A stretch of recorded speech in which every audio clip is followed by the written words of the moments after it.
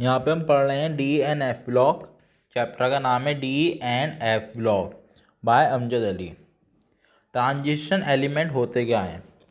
Transition element वो होते हैं according to IUPAC, transition metal are defined as a metal which have incomplete D subshell. जो metal जिनके पास क्या होती है? इनकम्प्लीट डी सबसेल होती है, इन न्यूट्रल स्टेट या उनकी न्यूट्रल स्टेट में हो और आयनिक स्टेट में हो, दोनों में से कोई सी भी। ठीक है, या तो न्यूट्रल स्टेट में पाई जा रही हो इनकम्प्लीट डी ऑर्बिटल, या फिर आयनिक स्टेट में पाई जा रही हो इनकम्प्लीट डी ऑर्बिटल, उन्हें हम ट्रांजिशन एलिमेंट कह देंगे।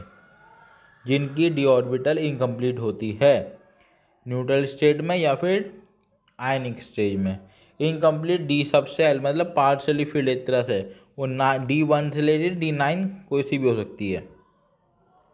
जैसे कि आपका D10 वाली कॉन्फ़िगरेशन हो गई या फिर D0 वाली हो गई, ये ट्रांजिशन एलिमेंट नहीं होते।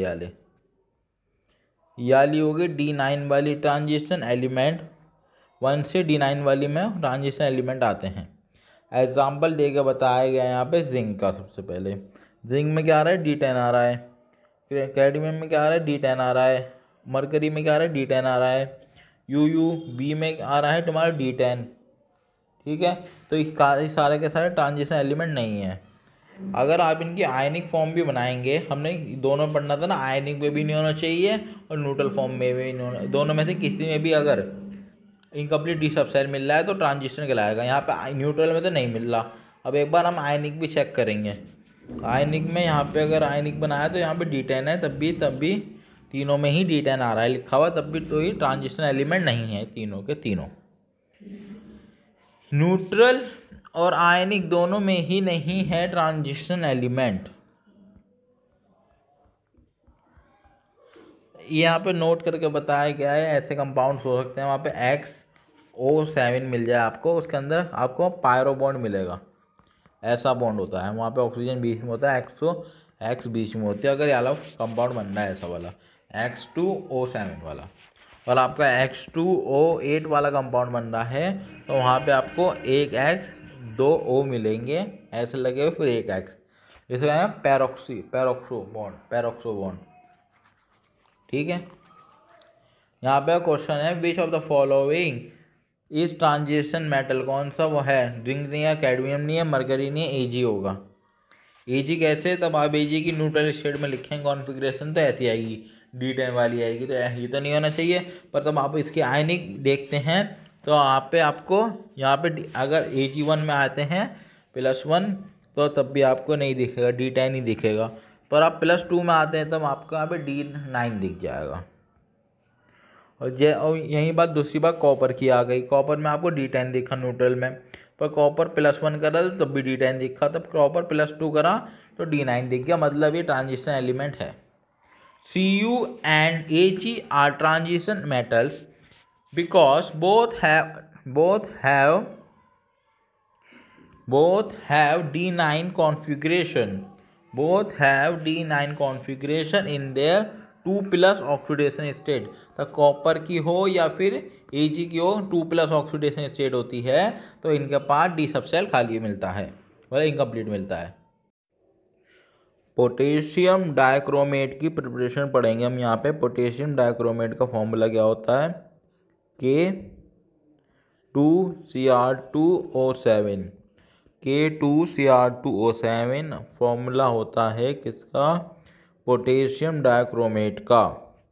अब हम प्रिपरेशन पढ़ रहे हैं, उससे पहले आप की पॉइंट पढ़, यहाँ पे की पॉइंट 1 दे रखा है, उसे देखिए। यहाँ पे दे रखा है क्रोमियम है, ये क्रोमियम O4 -2 चाहे जा रहा है यहाँ पे, ये ना CrO4। इसे आप कहेंगे, इस पूरे को कहेंगे आप क्रोमेट आयन। ये येलो कलर का होता है, स्टेबल होता है बेसिक मीडियम में। वहीं Cr2O7 -2, यहाँ पे Cr2O7 दे रखा है, ये होता है डाइक्रोमेट। ठीक है, और ये ऑरेंज कलर का होता है, स्टेबल होता है एसिडिक मीडियम में। ये या अगर इसे इसमें बदल सकते हैं और इसे इसमें बदल सकते हैं, कंडीशन दे रखी है नीचे बदलने की। अगर आप क्रोमेट आयन को बदलना चाहते हैं डाइक्रोमेट में तो आपको पीएच देना पड़ेगा 7 से नीचे और H+ देने पड़ेंगे, मतलब एसिडिक पीएच देना पड़ेगा। अगर आप डाइक्रोमेट को क्रोमेट में बदलना चाहते हैं तो आपको OH आयन देने पड़ेंगे और पीएच देना पड़ेगा कम, मतलब ज़्यादा। इस तरह से पीएच ज़्यादा देना पड़ेगा आपको, क्योंकि बेसिक का पीएच ज़्यादा होता है तो पीएच ज़्यादा देना पड़ेगा, 7 से ज़्यादा पीएच देना पड़ेगा आपको। और आप ध्यान रखिए आप ये इसमें बदल रहे हैं, इसमें बदल रहे हैं क्रोमेट को डाइक्रोमेट में, यहाँ पे बदला जा रहा है। ये कोई भी रेडॉक्स चेंज नहीं है। क्यों? तो आप क्रोमेट की ऑक्सीडेशन स्टेट देखेंगे यहाँ पे Cr की, यहाँ पे भी 6 आ रही है और यहाँ पे भी 6 आ रही है, मतलब ऑक्सीडेशन स्टेट चेंज तो हो नहीं रही, इस वजह से ये नो रिडॉक्स चेंज है।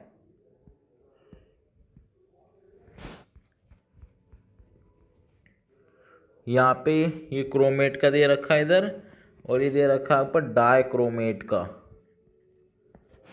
यहाँ पे क्रोमेट का स्ट्रक्चर बना के दिया है। यहाँ पे क्रोमेट का कैसा स्ट्रक्चर होता है, 2 माइनस के दिखा दिए चार्ज और 2 डबल बॉन्डेड ऑक्सीजन दिखा दिए। ये टेट्राहाइड्रल शेप है। यहाँ पे आप एवरेज बॉन्ड ऑर्डर निकालेंगे तो 6/4 आएगा। यहाँ पे आपको एक ही one type of Cr bond मिलते हैं। इसके अंदर एक ही टाइप के Cr बॉन्ड होते हैं, तो हाइब्रिडाइजेशन करेंगे तो एक ही तरह के Cr बॉन्ड ही मिलेंगे। और इस चीज़ का ध्यान रखिएगा, क्रोमेट आयन के अंदर p d बॉन्ड पाए जाते हैं। क्रोमेट आयन के अंदर p बॉन्ड पाए जाते हैं, p d बॉन्ड पाए जाते हैं क्रोमेट आयन के अंदर। वहीं डाइक्रोमेट के अंदर 2 टाइप्स ऑफ Cr बॉन्ड पाए जाते हैं। 2 टाइप के Cr बॉन्ड की लेंथ होती है, ठीक है। इसके अंदर डाइक्रोमेट के अंदर 2 type of Cr bond length present होती है, और डाइक्रोमेट के अंदर भी p d बॉन्ड प्रेजेंट होते हैं। की पॉइंट नंबर 2, Na2Cr2O7 और K2Cr2O7 कौन ज़्यादा स्टेबल होता है? Na2Cr2O7 ज़्यादा स्टेबल होता है इन कंपैरिजन ऑफ K2Cr2O7। Na2Cr2O7 ज़्यादा स्टेबल होता है इन कंपैरिजन ऑफ K2Cr2O7। क्यों? क्योंकि टॉप टू बॉटम जाता है, हाइड्रेशन एनर्जी घटती है तो सॉल्युबिलिटी भी घटेगी, ठीक है। इस बात को समझ आ गया आपको। Na2Cr2O7 ज़्यादा स्टेबल होता है इन कंपैरिजन ऑफ K2Cr2O7, पर Na2Cr2O7 होता है वो हाइग्रोस्कोपिक नेचर का होता है। कैसा होता है? हाइग्रोस्कोपिक नेचर का होता है, मतलब पानी एब्जॉर्ब करने वाला नेचर इसके तरह से हाइग्रोस्कोपिक नेचर का होता है Na2Cr2O7। Do not use as a primary standard in volumetric analysis. इस वजह से हम इसे कैसे यूज़ नहीं कर सकते? प्राइमरी स्टैंडर्ड की तरह यूज़ नहीं कर सकते हम Na2Cr2O7 को प्राइमरी स्टैंडर्ड की तरह यूज़ नहीं कर सकते किसके अंदर? वॉल्यूमेट्रिक एनालिसिस में। Reason due to the hygroscopic nature absorb कर लेगा मॉइस्चर को और चेंज हो जाएगा कंसंट्रेशन में अगर। That's why we need to measure every time before the reaction. तो हम कह सकते हैं हम इसे Na2Cr2O7 को हम सेकेंडरी सबस्ट्रेट की तरह यूज़ कर सकते हैं इस तरह से।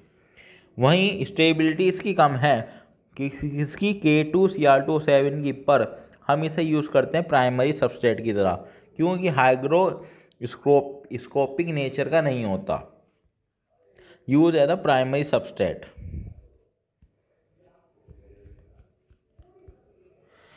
Na2Cr2O7 किसको यूज़ करते हैं प्राइमरी सबस्ट्रेट की तरह? K2Cr2O7 को यूज़ करते हैं प्राइमरी सबस्ट्रेट की तरह वॉल्यूमेट्रिक एनालिसिस में, ठीक है। और वहीं Na2Cr2O7 को टाइट्रेशन में यूज़ नहीं करते क्योंकि वो हाइग्रोस्कोपिक नेचर का है। हाइग्रोस्कोपिक नेचर का मतलब है वाटर एब्जॉर्ब करने वाला। और यहाँ पे नोट दे रखा है कि क्रोमियम अगर 3 3+ ऑक्सीडेशन स्टेट में है और क्रोमियम की ऑक्सीडेशन स्टेट 3+ है तो एम्फोटेरिक की तरह बिहेव करता है। और क्रोमियम की ऑक्सीडेशन स्टेट +2 है तो बेसिक की तरह बिहेव करता है। और क्रोमियम की ऑक्सीडेशन स्टेट +6 है तो एसिड की तरह बिहेव करता है। ये नोट दे रखा है यहाँ पे FeCr2O4 ये एक मिक्सचर है 2 टाइप ऑफ ऑक्साइड का, FeOCr2O3 का। इसे आप क्या कहेंगे, FeCr2O4 को क्रोमाइट और भी कहते हैं। यहाँ पे दूसरा नोट दे रखा है कि Na2CrO4 येलो कलर का होता है। Na2CrO4 येलो कलर का होता है, इसका नाम होता है सोडियम क्रोमेट। और यहाँ पे दे रखा है Na2Cr2O7 होता है, ये आपका ऑरेंज कलर का होता है। और Na2CO3 बेसिक होता है और K2Cr2O7 ऑरेंज कलर का होता है। ये आपको नोट में सारी चीज़ें पता चल गई, ये वाली और याली और याली, क्योंकि हम इसका यूज़ करने वाले हैं हम सबका। ठीक है, क्रोमियम का पता चल गया ऑक्सीडेशन स्टेट के बारे में, ये कंपाउंड के बारे में पता चल गया और ये वाले भी। अब आप यहाँ पे देखेंगे प्रिपरेशन ऑफ K2Cr2O7। आप K2Cr2O7 की प्रिपरेशन पढ़ेंगे यहाँ पे, ये होती है प्रिपरेशन। हम K2Cr2O7 की प्रिपरेशन चालू करते हैं तो हम यूज़ करते हैं क्रोमाइट ओर का।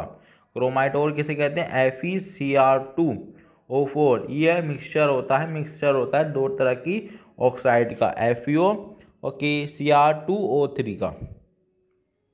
यहाँ पे हमने क्रोमाइट ओर लिया, क्रोमाइट ओर में क्या हुआ, Fe की ऑक्सीडेशन स्टेट कितनी है यहाँ पे +2 और क्रोमाइट ओर की ऑक्सीडेशन क्रोमियम की कितनी दे रखी है ऑक्सीडेशन स्टेट +3। यहाँ पे आपने ऑक्सीजन का यूज़ करा एज अ ऑक्सीडाइजिंग एजेंट। ठीक है, और तब यहाँ पे आपका 2 में टूट गया, एक टूटा CrO4, ये एसिडिक है। क्यों, यहाँ पे क्रोमियम 6+ ऑक्सीडेशन स्टेट में, इसलिए एसिडिक है। अभी बताया था क्रोमियम अगर अपनी ऑक्सीडेशन स्टेट में 6+ वाली में तो कौन से में होगा, एसिडिक होगा। तो यहाँ पे क्रोमियम 6+ में है इसलिए एसिडिक हो गया ये। और Fe3+ स्टेट में है और फॉर्मूला का नाम क्या, Fe2O3, ये बेसिक में है, ये बेसिक है। ठीक है, और यहाँ पे आपने रिएक्शन के अंदर क्या डाला, Na2CO3, ये बेसिक मीडियम का होता है। अब इसकी रिएक्शन इससे हुई, ये तो एक तरह से रिएक्शन छोड़ के चला गया, ये आगे नहीं बढ़ा। तो रिएक्शन होने के बाद आपका ये बना Na2CrO4, ये येलो कलर का होता है और सोडियम क्रोमेट नाम है इसका। ठीक है, फिर आपने इसमें डाला H आयन इस तरह से।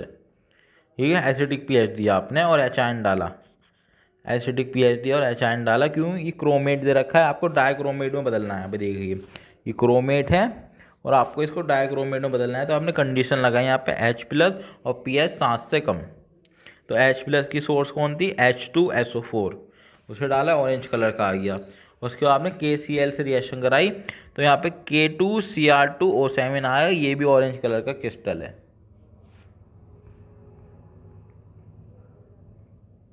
ठीक है, यहाँ पे अब ये दूसरी रिएक्शन, ये बार आपको प्रिपरेशन सही से पढ़ लीजिएगा दोबारा। यहाँ पे आप देखिए MnO4 को कहते हैं मैग्नेट आयन, MnO4 को MnO4 2- ये दे रखा है, इसका नाम है मैग्नेट आयन। इसमें मैंगनीज की ऑक्सीडेशन स्टेट होती है +6 होती है। ठीक है, ये डार्क ग्रीन कलर का होता है, स्टेबल होता है बेसिक मीडियम में। Manganate ion dark green colour का होता है, स्टेबल होता है बेसिक मीडियम में। ठीक है, और यहाँ पे ठीक है, और तो आप इधर H+ आयन देते हैं तो ये 2 में टूटता है इस तरह से। ये टूटा आपका इस तरह से MnO2 और MnO4। यहाँ पे MnO2 में Mn की ऑक्सीडेशन स्टेट +4 है और यहाँ पे MnO4 में ऑक्सीडेशन स्टेट Mn की +7 है। ये MnO4 यहाँ पे 2- नहीं लग रहा, बस फ़र्क क्या है, 2- नहीं लग रहा है इसमें। ठीक है, याले में फ़र्क क्या है, एक तो याला हो गया, इसका नाम है मैग्नेट आयन और इसका नाम है परमैग्नेट आयन। इन दोनों में फ़र्क क्या है, यहाँ पे आप देख सकते हैं -2 लग रहा है और यहाँ पे कुछ नहीं लग रहा। परमैंगनेट में कोई चार्ज नहीं है। इस तरह से परमैंगनेट आयन ये डार्क पर्पल कलर का होता है, स्टेबल होता है एसिडिक मीडियम में। यहाँ पे मैग्नेट आयन याला वाला, कौन सा याला, इसका नाम है मैग्नेट आयन। यहाँ पे -2 चार्ज है, यहाँ पे पर मैग्नेट में नहीं है। इनके बारे में पढ़ रहे हैं, मैग्नेट आयन के बारे में पढ़ा आपने, स्ट्रक्चर बनाया इसका मैग्नेट आयन का ऐसा। ये टेट्राहाइड्रल होता है, 1 type of MN bond length पाई जाती है इसके अंदर। एक ही तरह की एमएन बॉन्ड लेंथ पाई जाती है, P pi D pi bond present होते हैं इसके अंदर। यहाँ पे परमैंगनेट आयन इसका स्ट्रक्चर बनाया, ये टेट्राहाइड्रल होता है, P pi D pi bond present होते हैं, 1 type of MN bond length होती है। एक ही तरह की एमएन बॉन्ड लेंथ होती है, मतलब एक ही तरह के बॉन्ड होते हैं, मतलब एक ही तरह के बॉन्ड नहीं, ऐसे सिग्मा बॉन्ड पाई बॉन्ड भी होते हैं, पर मैं यहाँ पे कह रहा हूँ इस तरह से एक ही तरह की बॉन्ड लेंथ होती है। अगर आप बॉन्ड लेंथ की बात करें एमएन की, तो किसके अंदर ज़्यादा होगी, मैग्नेट या परमैंगनेट आयन में। परमैंगनेट आयन में बॉन्ड लेंथ ज़्यादा होती है एमएम की, MnO की बॉन्ड लेंथ होती है वो परमैंगनेट में ज़्यादा होती है, ठीक है, इन कंपेरिजन ऑफ द,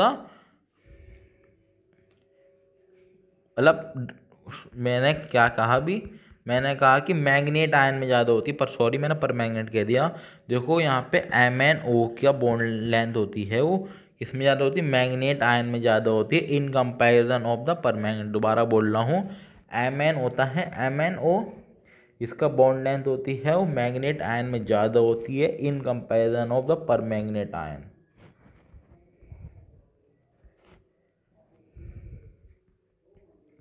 यहाँ पे आप प्रिपरेशन पढ़ेंगे आप KMnO4, MnO4 दिख रखा है मैग्नेट आयन, ठीक है, KMnO4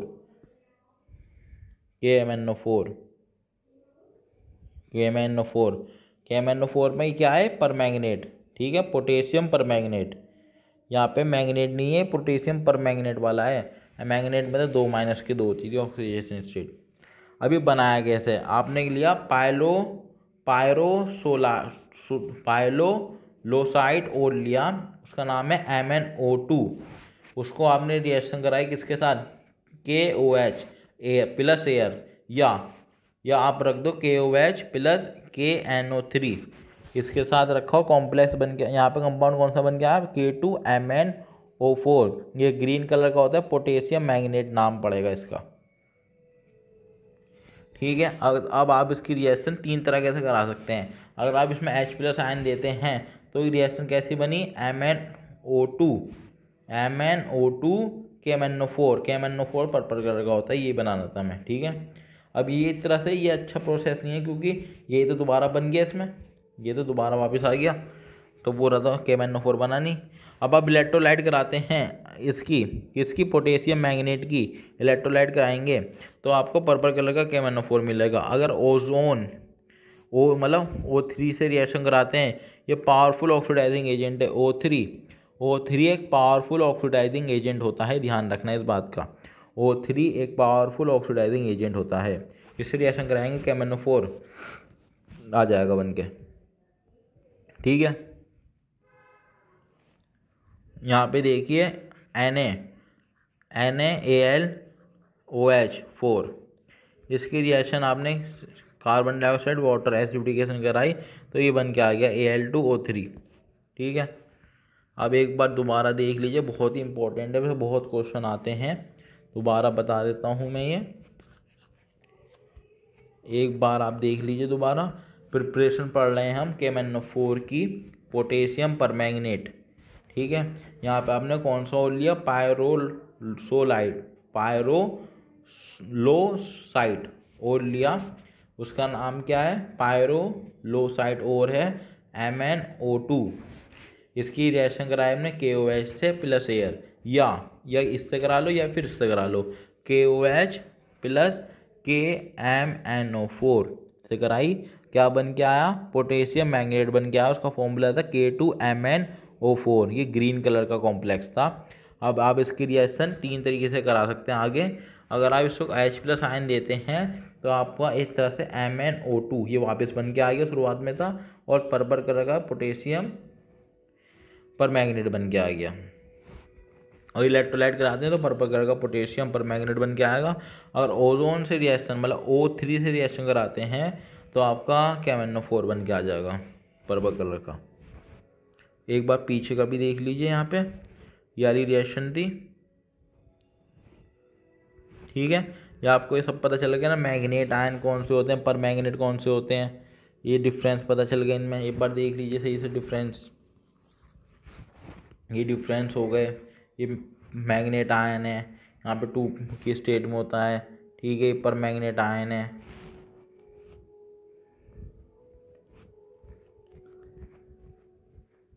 अब इम्पोर्टेंट प्रॉपर्टीज दे रखी है यहाँ पे K2Cr2O7 की और KMnO4 की। यहाँ पे कुछ इंपॉर्टेंट प्रॉपर्टीज दे रखी हैं किसकी, K2Cr2O7 की और KMnO4 की। पहली प्रॉपर्टी है ऑक्सीडाइजिंग पावर। देखो K2Cr2O7 एंड KMnO4 दोनों के दोनों ही स्ट्रॉन्ग ऑक्सीडाइजिंग एजेंट होते हैं। K2Cr2O7 और KMnO4 दोनों ही एक तरह से एक स्ट्रॉन्ग ऑक्सीडाइजिंग एजेंट होते हैं। क्यों? कि both are present in the maximum oxidation state.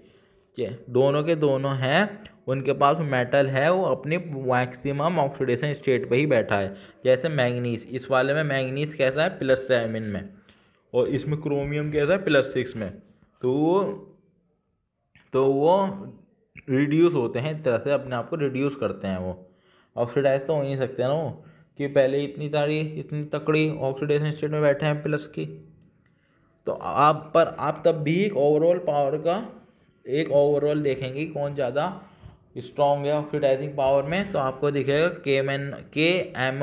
KMnO4 ज़्यादा होता है। ऑक्सीडाइजिंग पावर किसकी ज़्यादा होती है, KMnO4 की ज़्यादा होती है oxidising power in comparison of K2Cr2O7। क्यों? बिकॉज द Mn2+ होता है इसके अंदर। Mn2+ is 3d5 half field stable होता है, get easily reduce to achieve the stable configuration. आप तब भी आप एक ओवरऑल ऑक्सीडाइजिंग पावर का देखना चाहें तो सबसे पहले आपको देगा मैग्नेट आयन, वो यहाँ क्या दिखेगा सबसे पहले आपको MnO4-। सबसे पहले आपको देखेगा MnO4-, फिर दिखेगा आपको क्लोरीन। उससे कम कौन है, क्लोरीन की ऑक्सीडाइजिंग पावर है। उससे कम कौन है, तीसरे नंबर है CrO7 2-। फिर चौथे पे कौन है, VO2+। ऑक्सीडाइजिंग पावर देखना चाहेंगे तो आप देखेंगे कि सबसे पहले आता है MnO4-, फिर आता है Cl2। उससे कम कौन है, Cl2 की ऑक्सीडाइजिंग पावर है। और तीसरे नंबर पे ऑक्सीडाइजिंग पावर आती है CrO7 2- की, और चौथे पे आती है VO2+। ठीक है, ऑक्सीडाइजिंग पावर याद हो गई इस तरह से। पहले पे आती है किसकी, MnO4-, दूसरे पे आती है क्लोरीन की Cl2 की, और तीसरे पे आती है CrO7 2-, फिर चौथे पे आती है VO2+। और अब इनकी ऑक्सीडाइजिंग रिएक्शन पढ़ेंगे अब हम। तब आप ये हो गया आपका कौन, MnO4 MnO4-। ये होता है पर्पल कलर का होता है, आपको पता है पोटेशियम पर मैग्नेट पर्पल कलर का होता है MnO-। पोटेशियम ये एकदम पर मैग्नेट है, ये कौन है, पर मैग्नेट।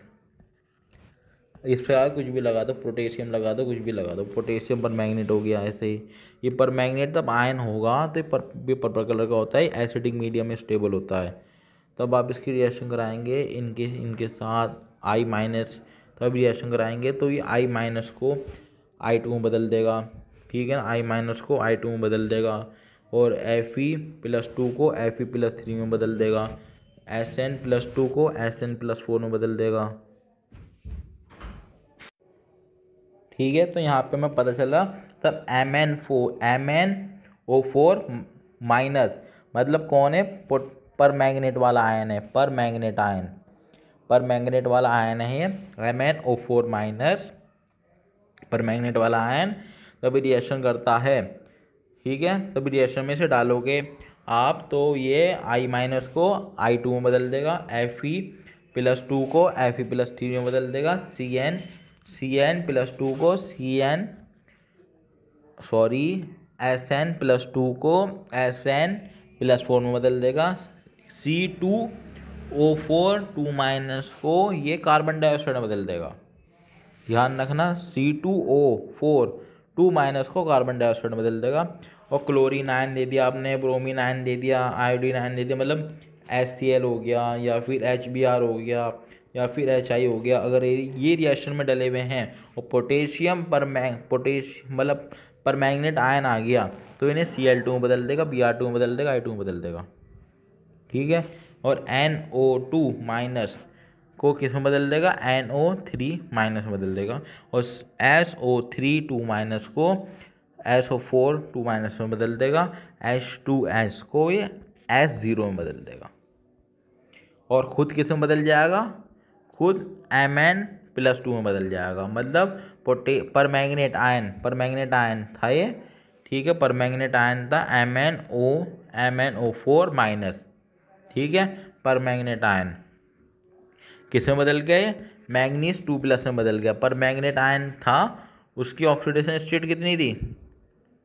परमैंगनेट आयन के अंदर ऑक्सीडेशन स्टेट थी आपकी कितनी? प्लस के साथ थी। यहाँ पे लिखा है, ये रहा। परमैंगनेट आयन के अंदर ऑक्सीडेशन स्टेट कितनी थी? प्लस के साथ। मतलब वो प्लस के साथ से +2 में आ गया। ठीक है, वहाँ यहाँ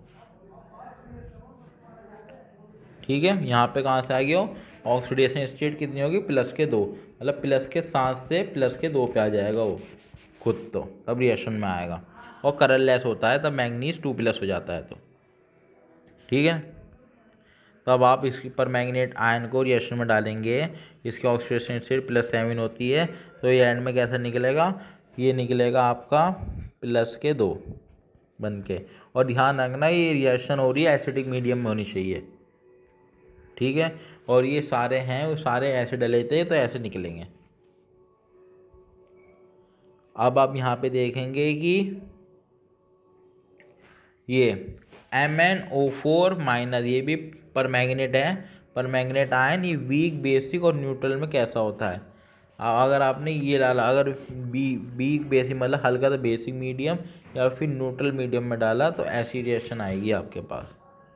ठीक है, और खुद किस में बदल जाएगा? Mn+4 में बदल जाएगा। इस तरह से Mn+4 में बदलेगा खुद। तो किस में बदलेगा? अगर आपने बेसिक या फिर न्यूट्रल मीडियम में डाला इसे तो किस में बदलेगा? Mn+4 ऑक्सीडेशन स्टेट में बदल जाएगा।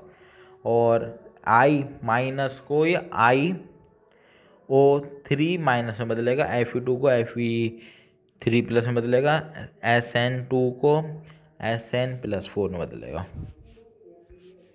ठीक है, और ये आ गया आपका कौन सा वाला? Dichromate ion. तब डाइक्रोमेट आयन रिएक्शन में आता है, ऑरेंज कलर का होता है ये। तो एंड में तभी निकलेगा तो Cr की ऑक्सीडेशन स्टेट होगी +3 और ये ग्रीन कलर का होगा। ठीक है, और ये क्या क्या बदलेगा? डाइक्रोमेट आयन आ गया रिएक्शन में तो आपका ये होता है आयोडीन आयन होता है, I2 में बदल देगा। H2S को S में बदल देगा, Fe+2 को Fe+3 में बदल देगा, मतलब SN+2 को SN+4 में बदल देगा। और Cl आयन को नहीं बदल पाया था, नो चेंज रिएक्शन। क्यों? अभी तो यहाँ पे बताया था कि आपको ऑक्सीडाइजिंग पावर में ये तो ज़्यादा होता है, इसलिए इसने इसे बदल दिया। पर अब तो हम इसकी बात कर रहे हैं ना, इसकी तो ऑक्सीडाइजिंग पावर कम है, तो इस पे ये कोई भी वार नहीं कर पाएगा, नो रिएक्शन होगी। ये ऑक्सीडाइजिंग पावर जो Cl2 की ज़्यादा होती है इन कंपेरिजन ऑफ डाइक्रोमेट आयन, इसलिए तभी ये Cl आयन से रिएक्शन करेगा तो कोई भी रिएक्शन नहीं होगी, नो चेंज। ठीक है, क्योंकि ये लेस ऑक्सीडाइजिंग पावर होती है इसकी इन कंपेरिजन ऑफ Cl आयन। ठीक है, और ये डाइक्रोमेट आयन दे रखा है यहाँ पे, ऑक्सीडेशन स्टेट इसकी +6 में होती है, ऑक्सीडाइजिंग एजेंट है, ऑरेंज कलर का होता है, तभी कार्बन डाइऑक्साइड से रिएक्शन करेगा तो यहाँ पे कोई भी रिएक्शन नहीं होने की। ठीक है, और तभी SO2 से रिएक्शन करेगा तो यहाँ पे कौन सा कॉम्प्लेक्स बन के आ जाएगा, Cr2SO4 3, ये ग्रीन कलर का होता है। ठीक है, तब डाइक्रोमेट आयन की रिएक्शन कराएंगे हम KOH मतलब एक बेस से, तो कैसी रिएक्शन होगी, O4 माइनस के 2 क्रोमेट आयन बनेगा येलो कलर का। ठीक है, क्योंकि +6 में एसिडिक है और तो बेस है तो रिएक्शन तो होनी है इनकी। ठीक है, तो यहाँ पे कौन सा क्रोमेट आयन बन के आ गया सामने, डाइक्रोमेट का क्रोमेट बन गया। ठीक है, येलो कलर का होता है। अब यहाँ पे आप देखेंगे कि कुछ क्वेश्चन करते हैं हम। MnO4 minus can not decolourise by, Mn4 होता है वो डीकलराइज नहीं हो सकता, डीकलराइज नहीं हो सकता। ठीक है, किससे नहीं हो सकता डीकलराइज, उसे वो क्या नहीं कर पाए, उसे वो ऑक्सीडाइज नहीं कर पाए, उससे वो डीकलराइज नहीं हो सकता। इस बात ध्यान रखना है, हिंदी बता रहा हूँ इसकी। MnO4 माइनस उससे can not be decolourise bye, जिसे वो ऑक्सीडाइज नहीं कर सकता। किसे नहीं कर सकता, कार्बन को नहीं कर सकता यहाँ पे, कार्बन डाइऑक्साइड में। क्यों, कार्बन पहले से यहाँ पे +4 की ऑक्सीडेशन स्टेट में बैठा है, तो उसमें से कौन से इलेक्ट्रॉन निकालेगा, ये चारों के चारों तो निकाल के बैठा वही है। ठीक है, तो ये पहले ही आंसर सही है इसका। यहाँ पे CO2 मैक्स में है, पहले मैक्सिमम ऑक्सीडेशन स्टेट में बैठा है कार्बन CO2 में, यहाँ ये पहले से ही तो ऑक्सीडाइज नहीं हो सकता, ये ऑक्सीडाइज हो ही नहीं सकता क्योंकि पहले से ही +4 में बैठा हुआ है। और वहीं अगर आप किसकी बात करेंगे, SO2 की बात करेंगे, तो यहाँ पे +4 में होता है, +6 में बदल जाएगा ऐसे यहाँ पे। और ये अगर आप FAS, इसका मतलब क्या होता है, FAS मोहर सॉल्ट, इसका मतलब होता है मोहर सॉल्ट, वहाँ पर लिखा है FAS, इसका मतलब है मोहर सॉल्ट। Fe, इस मोहर सॉल्ट का फॉर्मूला क्या होता है, FeSO4 NH4 2SO4.6H2। ये भी क्या होगा, इसमें Fe+2 से +3 में बदल जाएगा। यहाँ पे क्लोरीन -1 से क्लोरीन 0 पे आ जाएगा। ठीक है,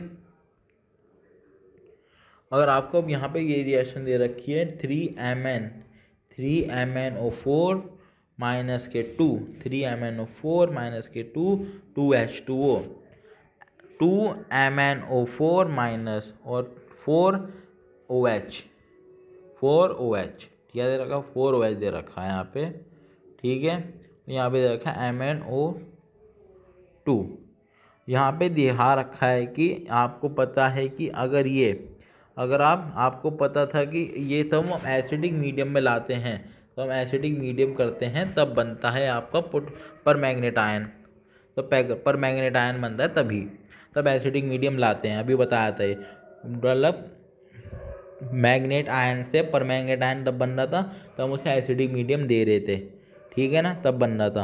और यहाँ पे तो OH दे रखे हैं, ये तो बेसिक मीडियम है, अगर बेसिक मीडियम इसके साथ रखोगे तो इसकी यील्ड घटेगी और ये रिएक्शन बैकवर्ड चली जाएगी। तो ये कह रहे हैं to increase the yield of MnO4 minus, मतलब परमैंगनेट आयन की अगर हमें यील्ड बढ़ानी है तो OH को हमें यहाँ से हटाना पड़ेगा, वरना रिएक्शन बैकवर्ड जा सकती है, क्योंकि परमैंगनेट आयन एसिडिक मीडियम में ही स्टेबल होता है।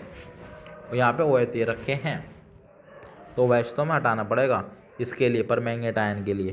तो हम उसे हटाएं कैसे, किससे ट्रीटमेंट करें हटाने के लिए। तो आपको ये बात एक तरह से रट्टा मान लो या अभी समझा रहा हूँ मैं, समझ लो। अगर आपको OH हटाने हैं ऐसे केस में तो आप कार्बन डाइऑक्साइड का यूज़ करेंगे। क्यों, क्योंकि वो ऑक्सीडाइज नहीं हो सकती। ठीक है, अगर आप परमैंगनेट डालेंगे तो यहाँ पे क्या होगा, Cl यहाँ पे माइनस में था, ये तो 0 में बदल गया, क्योंकि तो बेस है पहले थी, बेस से रिएक्शन करने का नहीं। सल्फर में क्या हुआ, ये 6 में बदल गया, +6 में, रिड्यूसिंग एजेंट है। बस कार्बन डाइऑक्साइड एसिडिक है और रिड्यूसिंग एजेंट नहीं है, तो कार्बन डाइऑक्साइड का यूज़ होगा यहाँ पे। KMnO4 can be prepared from the K2MnO4, यहाँ पे बोला है KMnO4 में क्या हो गया, ये हो गया आपका परमैंगनेट आयन, और ये कौन सा हो गया, क्रोमेट आयन। इधर वाला कौन सा, K2MnO4 में क्रोमेट आयन है और KMnO4 में परमैंगनेट आयन है। यहाँ पे बोला है कि KMnO4 can be prepared from a K2MnO4 as per reaction, जैसे कि रिएक्शन दिखा रखी है यहाँ पे, ये रिएक्शन दे रखी है यहाँ पे क्रोमेट आयन और ये पर मैग्नेट मतलब ये मैग्नेट आयन, ये बात दोबारा बता दूँ मैं। यहाँ पे बताया गया है कि ये आपका क्या दे रखा है, मैग्नेट आयन KMnO4 एक मैग्नेट आयन है, शायद मैं क्रोमेट आयन बोल लिया, सॉरी, ये मैग्नेट आयन है, ठीक है। KMnO4 एक मैग्नेट आयन है, ये KMnO4 एक पर मैग्नेट आयन है, सॉरी, KMnO4 एक पर मैग्नेट आयन है, ये क्या है, पर मैग्नेट आयन है। क्यों, जब आप K को हटाएंगे तो यहाँ पे क्या होगा, माइनस का आ जाएगा, तो ये पर मैग्नेट आयन है। ये बोल रहे हैं हम इसे बना सकते हैं बाय K2MnO4, ये कौन सा हो गया, क्रोमेट आयन हो गया। ये आप पर मैग्नेट आयन को क्रोमेट आयन से बना रहे हैं, मतलब आप पर मैग्नेट आयन को मैग्नेट आयन से बना रहे हैं, मैग्नेट आयन है, क्रोमेट आयन को ऐसा नहीं है यहाँ पे, पहले बता दो, मेरे मुँह से निकल रहा है, पर क्रोमेट आयन पूरी रिएक्शन में नहीं है, ठीक है। यहाँ पे इस क्वेश्चन में ये आपका, वहाँ पे क्रोमेट बोल रहा हूँ, मतलब मैंने गलती से मैग्नेट को क्रोमेट बोल दिया यहाँ पे आपका ये मैग्नेट आयन से आप क्या बना रहे हैं, पर मैग्नेट आयन बना रहे हैं। तो यहाँ पे मैग्नेट आयन दे रखा है ये, और ये पर मैग्नेट आयन दे रखा है ये, आपको ये बनाना है। तो यहाँ पे आपको पर मैग्नेट में ये एसिडिक आ रहा है, इसे हटाना पड़ेगा, बेसिक आ रहा है, इसे हटाना पड़ेगा, क्योंकि पर मैग्नेट आयन एसिडिक मीडियम में स्टेबल होता है, और यहाँ पे बेसिक के OH आ रहे हैं, OH हटाने पड़ेंगे आपको यहाँ से। तो the reaction can be go complete, reaction complete हो जाएगी by removing of OH ion by adding, क्या ऐड करेंगे, OH ऐड करेंगे, वो मतलब कार्बन डाइऑक्साइड ऐड करेंगे इसके अंदर, ठीक है। तो यहाँ पे हम कार्बन डाइऑक्साइड ही डालेंगे, CO2 डालेंगे, क्योंकि CO2 से हम HO के आयन निकाल सकते हैं। जब भी आप MnO4 माइनस के साथ HCl HBr HI भेजोगे तो वो उसे Cl2 Br2 I2 में बदल देगा, इसलिए हम यहाँ पे ये वाले HCl का यूज़ नहीं करते OH आयन को हटाने के लिए, किसके साथ, पर मैग्नेट आयन के साथ। For titration of KMnO4 with, किसके साथ, विद FAS मतलब मोहर सोल्ट इन H+ मीडियम मतलब acidic medium, which of the following acid can be use, कौन सा फॉलोइंग एसिड हम यूज़ कर सकते हैं, मतलब H+ का हम ये रिएक्शन कर रहे हैं हम यहाँ पे, इसमें H+ का मीडियम ला रहे हैं, यहाँ पे H+ का मीडियम बनाने के लिए हम कौन सा एसिड यूज़ करेंगे, ठीक है, कौन सा एसिड यूज़ करेंगे। अगर आप ये वाले एसिड यूज़ करते हैं, कौन दे रखा है, पोटेशियम परमैंगनेट दे रखा है, ये एसिड तो आप यूज़ नहीं कर सकते, इन्हें किस में बदल देगा, क्लोरीन ब्रोमीन आयोडीन में बदल देगा ये। अगर आप HNO3 यूज़ करते हैं परमैंगनेट के साथ, तो क्या होगा, खुद एक ऑक्सीडाइजिंग एजेंट है परमैंगनेट, ठीक है। तो यहाँ पे हमने देखा कि HNO3 खुद एक ऑक्सीडाइजिंग एजेंट है, तो वो नहीं करेगा किसी ऑक्सीडाइजिंग एजेंट के साथ रिएक्शन, ठीक है। तो अब यहाँ पे अगर यहाँ पे सही आंसर तो दे रखा है डाइल्यूट H2SO4, ये ऑक्सीडाइजिंग एजेंट नहीं होता, डाइल्यूट H2SO4 एक एसिडिक मीडियम देगा इसे, और ये एक ऑक्सीडाइजिंग एजेंट नहीं होता, कंसनट्रेटेड H2SO4 होता है एक ऑक्सीडाइजिंग एजेंट, इस बात का ध्यान रखें, डाइल्यूट H2SO4 ऑक्सीडाइजिंग एजेंट नहीं होता, कंसनट्रेटेड वाला होता है ऑक्सीडाइजिंग एजेंट। तो यहाँ पे आप डाइल्यूट का इस्तेमाल करेंगे प्रोवाइड करने के लिए H आयन का मीडियम, एसिडिक मीडियम पर मैग्नेट आयन के साथ, ठीक है।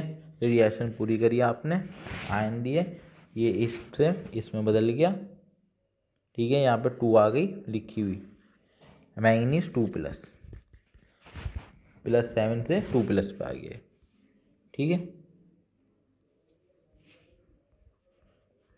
अब यहाँ पे दे रखा है अब द रिएक्शन, एक रिएक्शन है KMnO4 विद Na2Cr, Na2 यहाँ पे रिएक्शन कराई गई है किसके साथ, यहाँ पे रिएक्शन कराई गई है KMnO4 की किसके साथ, Na2C2O4 की, KMnO4 की किसके साथ कराई गई है, Na2C2O4 के साथ in acidic medium become faster after some time. ऐसा क्यों हुआ, तब हमने KMnO4 की रिएक्शन कराई Na2C2O4 के साथ और कुछ देर के बाद वो रिएक्शन तेज़ होने लग गई।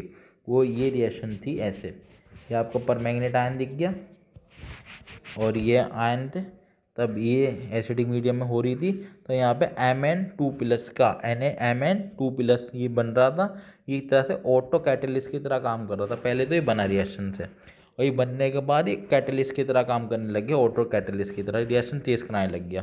इस वजह से पहले रिएक्शन में Mn2+ बनेगा, फिर ये ऑटो कैटलिस्ट की तरह काम करेगा, इसलिए बाद में इस रिएक्शन का रेट ज़्यादा हो जाता है।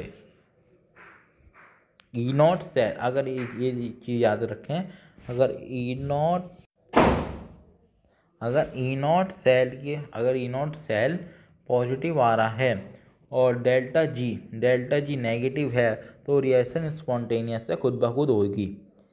ठीक है, अब यहाँ पे दे रखा है E0 cell of the reaction KMnO4 with H2O is positive आ रहा है, मतलब स्पॉन्टेनियस रिएक्शन है, खुद ब खुद रिएक्शन होगी, ऐसा नहीं रिएक्शन नहीं होने की तुम डाल दोगे तो। Even the KMnO4 can be use as the analytic reagent with H2O।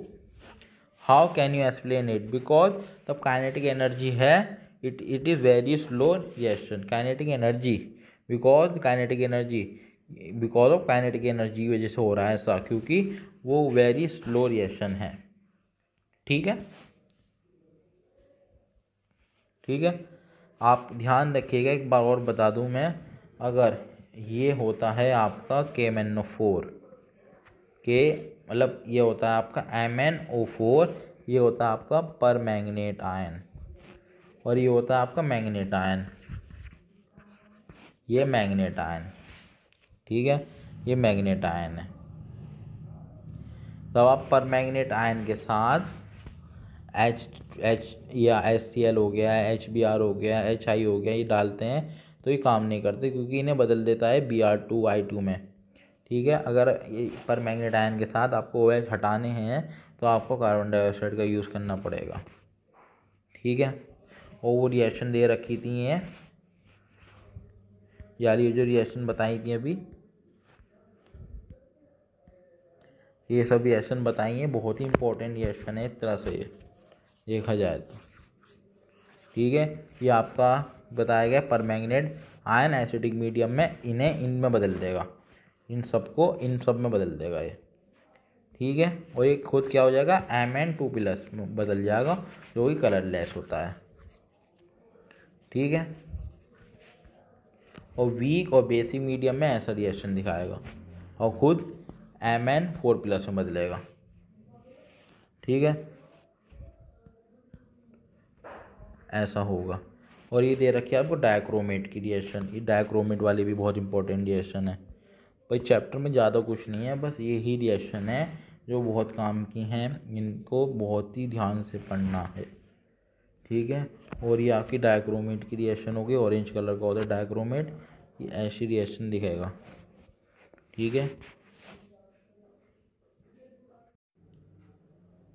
यहाँ पे लिखा है write a reaction of drunken driven test, मतलब वो शराब पीकर जो गाड़ी चलाते हैं तो बोली उनका टेस्ट करती है, तो क्या करती है वो लेती है, अगर शराब है तो शराब का फॉर्मूला क्या होगा, C2H5OH, उसमें आप ये वाला डाल देंगे, उनका माउथ होता है उसके अंदर में ये डाल देते हैं, K2CrO7 डाल देते हैं।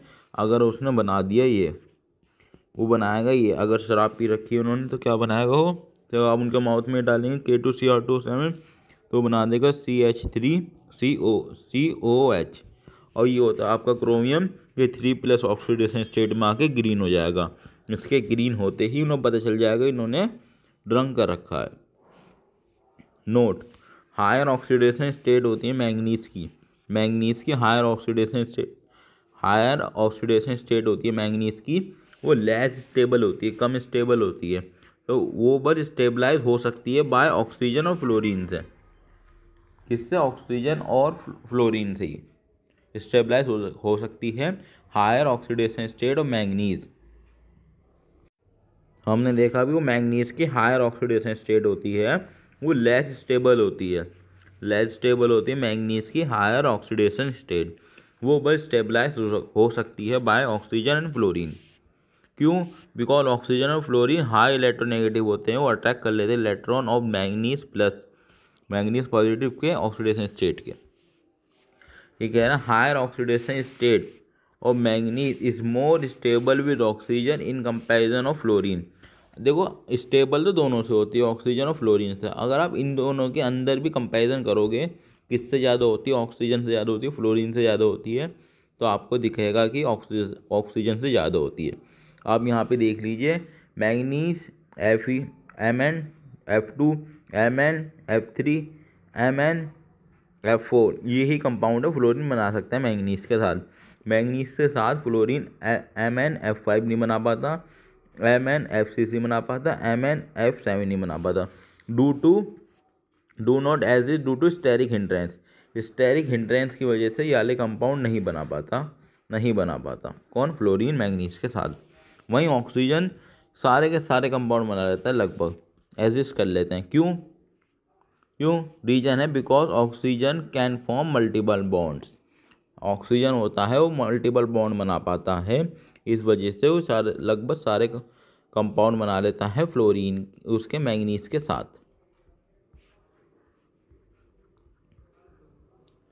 नोट दे रखा है यहाँ पे, in d block stability of higher oxidation state increase down the group.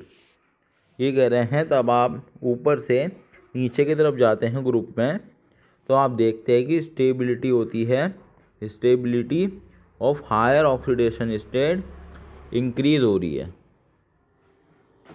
ठीक है, जैसे एग्जांपल दे रखा है यहाँ पे CrO3, MnO3, WO3, इन सब की 6 ऑक्सीडेशन स्टेट दिखा रखी है, स्टेबिलिटी इंक्रीज हो रही है नीचे जाते हुए 6+ ऑक्सीडेशन स्टेट की। तो आपने देखा भी, तो ये ऊपर वाला लेस स्टेबल हो गया इन कंपेरिजन ऑफ नीचे वाले, तो यहाँ पे ये लेस स्टेबल आ गया। ये लेस स्टेबल है, इसका ये मतलब है इजीली रिड्यूस हो जाएगा, तो ये गुड ऑक्सीडाइजिंग एजेंट बन गया। और वहीं तो नीचे वाले थे मोर स्टेबल है, तो इजीली रिड्यूस नहीं हो सकते, तो ऑक्सीडाइजिंग एजेंट नहीं है ये। ठीक है, उतना ज़्यादा लेस स्टेबल है उतनी ज़्यादा उसकी ऑक्सीडाइजिंग पावर ज़्यादा है, उतना ज़्यादा लेस स्टेबल उतनी ज़्यादा oxidizing power. General electronic configuration दे रखी है यहाँ पे। ठीक है, यहाँ पे दे रखा है N-1 to 10।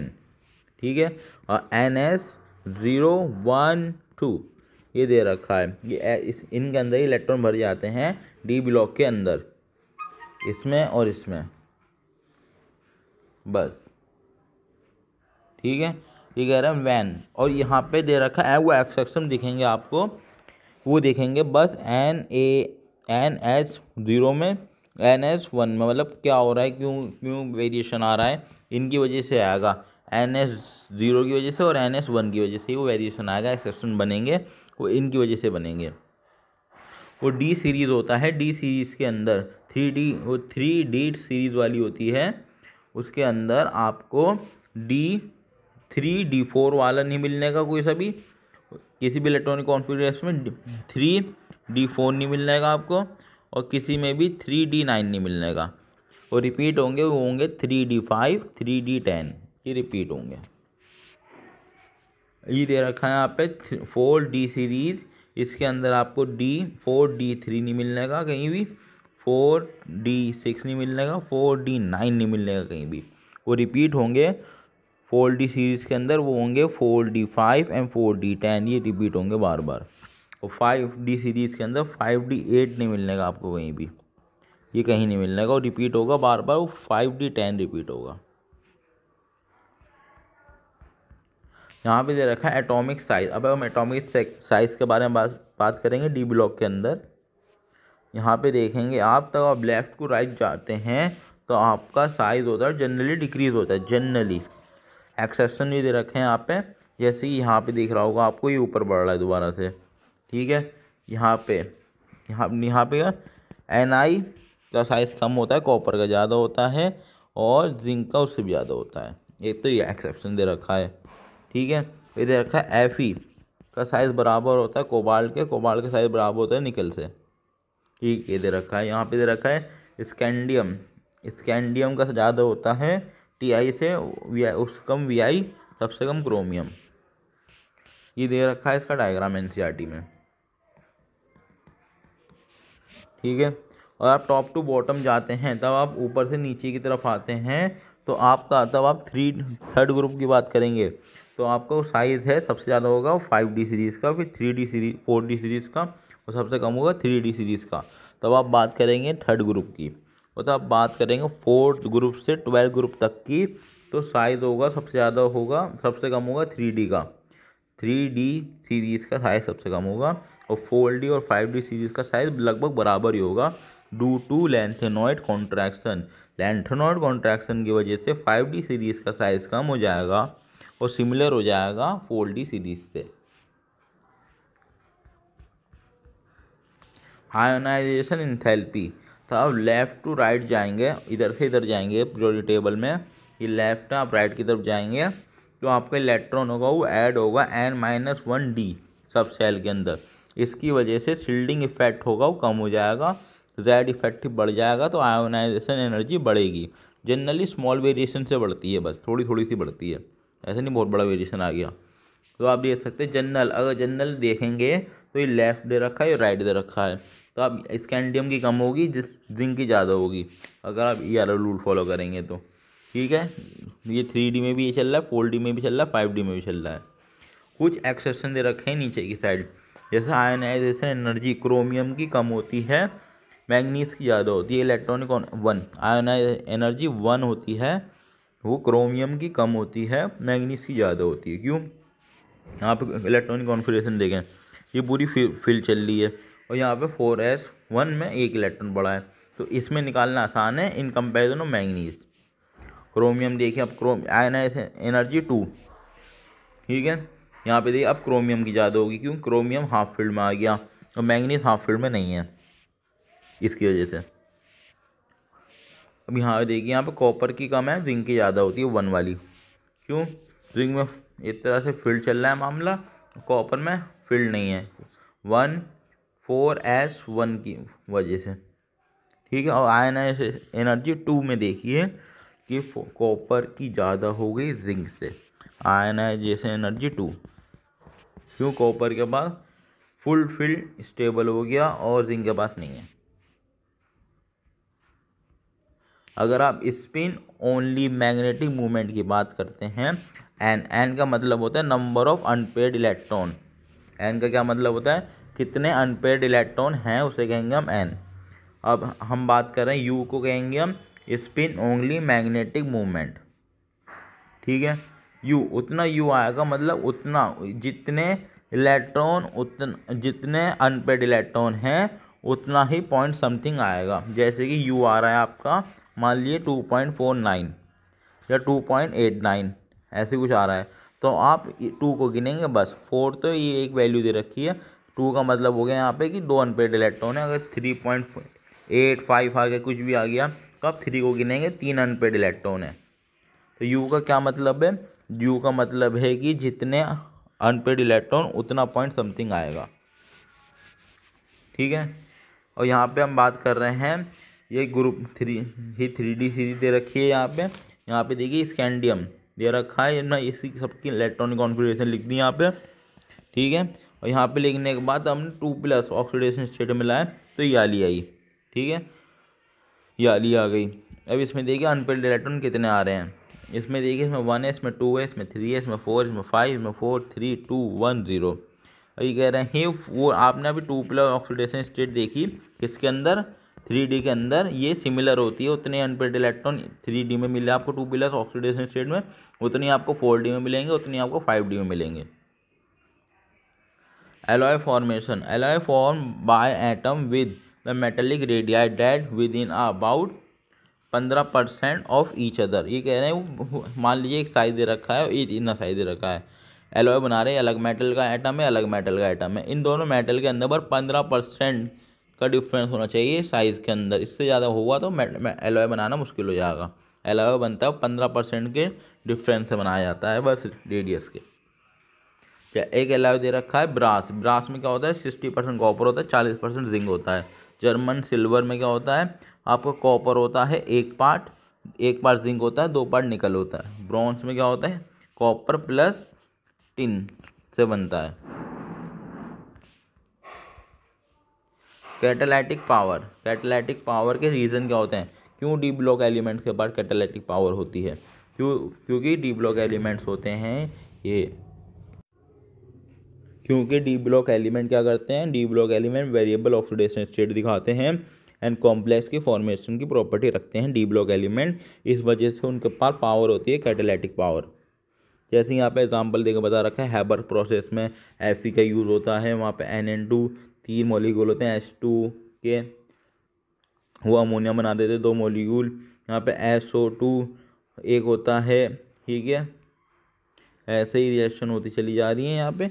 इसमें कौन सा पाया गया, इसमें कॉन्टैक्ट प्रोसेस में कौन सा लिया V2O5 लिया कॉन्टैक्ट प्रोसेस में, ठीक है। कैटलिस्ट VB किसका डी ब्लॉक एलिमेंट्स का है, ठीक है। यहाँ पे लिया निकल लिया हाइड्रोजिनेशन में, ठीक है।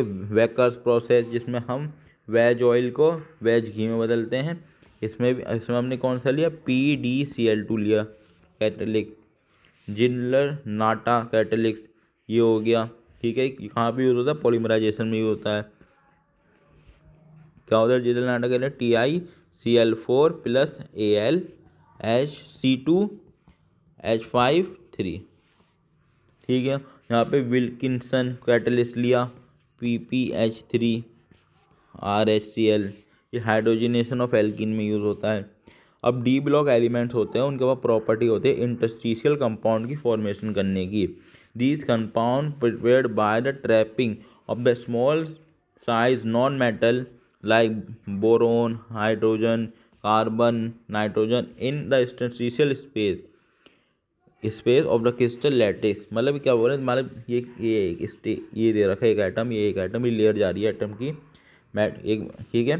ये लैटिस बना रहे हैं पूरा, इसके बीच में जो ये स्पेस बच रहा है याला इसे कहते हैं इंटरस्टिशियल स्पेस। इस स्पेस के अंदर हम स्मॉल नॉन मेटल के एटम को घुसड़ देते हैं इसके अंदर, ठीक है।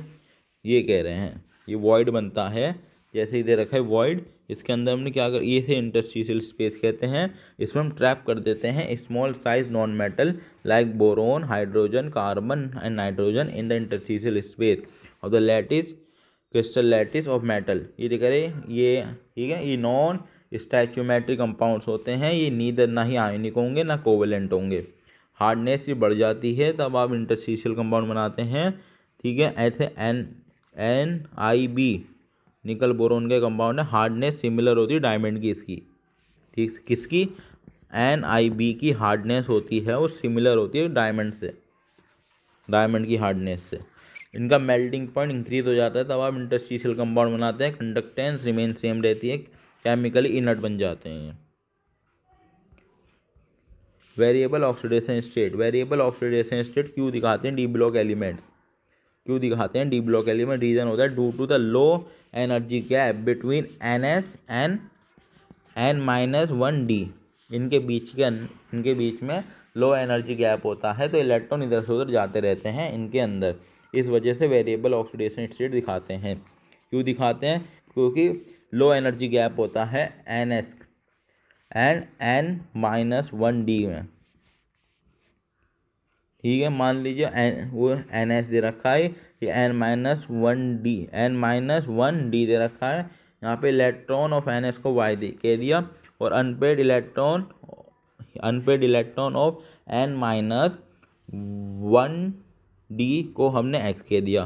तो वो ऑक्सीडेशन स्टेट आती है, कहाँ से आती है, Y से लेकर Y+X तक आती है, वो ऑक्सीडेशन स्टेट आएगी ज़्यादा से ज़्यादा, मैक्स टू मैक्स, ठीक है। आपने NS के इलेक्ट्रॉन को Y कहा, ठीक है, और N और ये अनपेड इलेक्ट्रॉन है किसके, N-1d के, उन्हें S कहा। तो आप देंगे मैक्सिमम ऑक्सीडेशन स्टेट कहाँ तक आएगी, Y से Y+S तक आएगी। जैसे यहाँ पे दे रखा हो Cu होता है Cu2+। देखो वो अगर आप देखेंगे स्टेबल कौन होता है, तो स्टेबल होता है Cu+1। Cu+1 स्टेबल होता है आमतौर पे। पर आप तब एक्वस मीडियम की बात करेंगे, तो आपको Cu2+ ज़्यादा स्टेबल दिखेगा इन कंपैरिजन ऑफ Cu+1। वैसे आप एक्वस सॉल्यूशन की हटा के बात करेंगे तो Cu+1 ज़्यादा स्टेबल होता है, Cu+1 ज़्यादा स्टेबल होता है अगर एक्वस सॉल्यूशन नहीं है। वह एक्वस सॉल्यूशन आते ही Cu2+ ज़्यादा स्टेबल हो जाएगा। यहाँ पे दे रखा है Cu2+ is more stable in aqueous solution due to the greater hydration energy. ठीक है, इन एक्वस मीडियम के अंदर ये दे रखा है Cu+1 ये Cu+2 में बदल जाएंगे, क्योंकि एक्वस मीडियम में कम स्टेबल होते हैं। Cu+1 वैसे तो बहुत स्टेबल होता है अगर एक्वस मीडियम नहीं है तो, Cu+ से ज़्यादा स्टेबल है एक्वस मीडियम नहीं है तो, पर एक्वस मीडियम आने की वजह से Cu2+ ज़्यादा स्टेबल हो जाता है। तो इस दो मॉलिक्यूल यहाँ पे दे रखे हैं, किस दो एटम दे रखे हैं Cu+1 के, वो बदल जाएंगे किसके अंदर, Cu2+ एंड खाली एक न्यूट्रल बन जाएगा। ये से कहेंगे डिसप्रपोर्शनेट रिएक्शन हो गई। स्टेबिलिटी देखेंगे एक्वस के अंदर, एक्वस मीडियम के अंदर, यहाँ पे मेंशन करना पड़ेगा एक्वस मीडियम। तो Cu2+ की ज़्यादा होती है Cu+ से, हाइड्रेशन एनर्जी ज़्यादा हो रही है तो एनर्जी ज़्यादा रिलीज हो रही है, तो स्टेबिलिटी बढ़ रही है Cu2+ की एक्वस मीडियम में। ठीक है, ये Cu+1 ज़्यादा स्टेबल होता है, पर एक्वस मीडियम में Cu2+ ज़्यादा होता है स्टेबल। ठीक है, और यहाँ पे रिएक्शन ये दे रखे हैं कि यहाँ देखिए आयोडीन होता है, आयोडीन I- एक रिड्यूसिंग एजेंट है। क्या है, एक रिड्यूसिंग एजेंट है। तब आप ये देखेंगे तब ये Ti3+ रिएक्शन करेगा। ठीक है, Ti3+ रिएक्शन करेगा, Pb4+ से करेगा, Bi5+5 से करेगा, Fe3+ से करेगा, Cu2+ से करेगा। तो इन्हें इनकी फेवरेबल मन पसंदीदा ऑक्सीडेशन स्टेट में ला देगा कौन, आयोडीन। जैसे Ti की मनपसंदा, मतलब ये Ti होता है किस में आना चाहता है ऑक्सीडेशन स्टेट में, +1 में। Pb किस में आना चाहता है, +2 में। Bi किस में आना चाहता है, +3 में। F किस में आना चाहता है, +2 में। और Cu किस में आना चाहता है, +1 में। I होगा तब आयोडीन से रिएक्शन होगी किसी इन सब की, तो इनको अपनी मनपसंदा ऑक्सीडेशन स्टेट के अंदर ला देगा, जैसे यहाँ पे ने ला दिया। आयोडीन होता है इन सब को इनकी मन पसंदीदा ऑक्सीडेशन स्टेट में भेज देगा।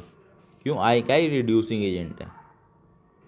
विच of the following transition element do not exhibit variable oxidation state, कौन सा वाला वेरिएबल ऑक्सीडेशन स्टेट नहीं दिखाता, स्कैंडियम नहीं दिखाता। ठीक है,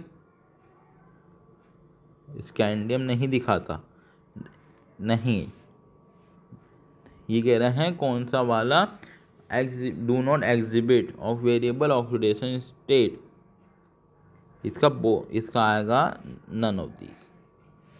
द मेल्टिंग पॉइंट, एक बार देख लीजिएगा ऐसे खुद भी रीचेक कर लीजिएगा। मेल्टिंग पॉइंट दे रखा है, मेल्टिंग पॉइंट हो सकता है गलत बताया मैंने इसका आंसर। मेल्टिंग पॉइंट दे रखा है, melting point on unpaired electron in, melting point depend किस पे कर रहा है, डी ब्लॉक एलिमेंट का मेल्टिंग पॉइंट डिपेंड कर रहा है कितने अनपेड इलेक्ट्रॉन है N-1d सब सेल में, एटॉमिक मास कितना है, पैकिंग एफिशिएंसी कितनी है सॉलिड के अंदर। मैक्सिमम मेल्टिंग पॉइंट होता है डी ब्लॉक के अंदर, वो W का होता है। मेल्टिंग पॉइंट देखा जाए तो सबसे ज़्यादा इनके, अगर ऐसे कंपैरिजन में देखा जिंक का ज़्यादा होता है कैडमियम के, तो कैडमियम का मरकरी से। ठीक है, और कॉपर का ज़्यादा होता है Au से, Au का ज़्यादा होता है सिल्वर से। इलेक्ट्रिकल कंडक्टेंस की बात करी जाए तो Ag का सबसे ज़्यादा इलेक्ट्रिकल कंडक्टेंस होता है, फिर कॉपर का, फिर Au का, फिर Al का। ठीक है, इनका होता है। पर सबसे ज़्यादा कंडक्टेंस किसका आ रहा है यहाँ पे, सिल्वर का आ रहा है। पर सिल्वर को फिर वो होता है हमारे इलेक्ट्रिकल तार होते हैं, ये सब ये बिजली में तार यूज़ होते हैं, इनमें हम सिल्वर का यूज़ क्यों नहीं करते, इसलिए नहीं करते, सिल्वर का हम यूज़ हम इसलिए नहीं करते इलेक्ट्रिकल कंडक्टेंस में इसका मेल्टिंग पॉइंट बहुत ही कम होता है सिल्वर का, तो जल्दी पिघल जाएगा ज़्यादा करंट आ गया तो, इसलिए हम कॉपर का ज़्यादा यूज़ करते हैं, सिल्वर का कम यूज़ करते हैं इलेक्ट्रिकल वायर्स में। यहाँ पे आप देख रहे हैं नीचे दे रखा है एटॉमिक नंबर, ऊपर दे रखा है मेल्टिंग पॉइंट, ये मेल्टिंग पॉइंट है MP। ठीक है, यहाँ पे आप लगा सकते हैं, ये NCERT में भी दे रखा है, NCERT के बस ABC भी देख सकते हैं आप। ठीक है, यहाँ पे ये एटॉमिक, ये मेल्टिंग पॉइंट के ऊपर दे रखा है एटॉमिक नंबर है, ये ऐसे जा रहे हैं।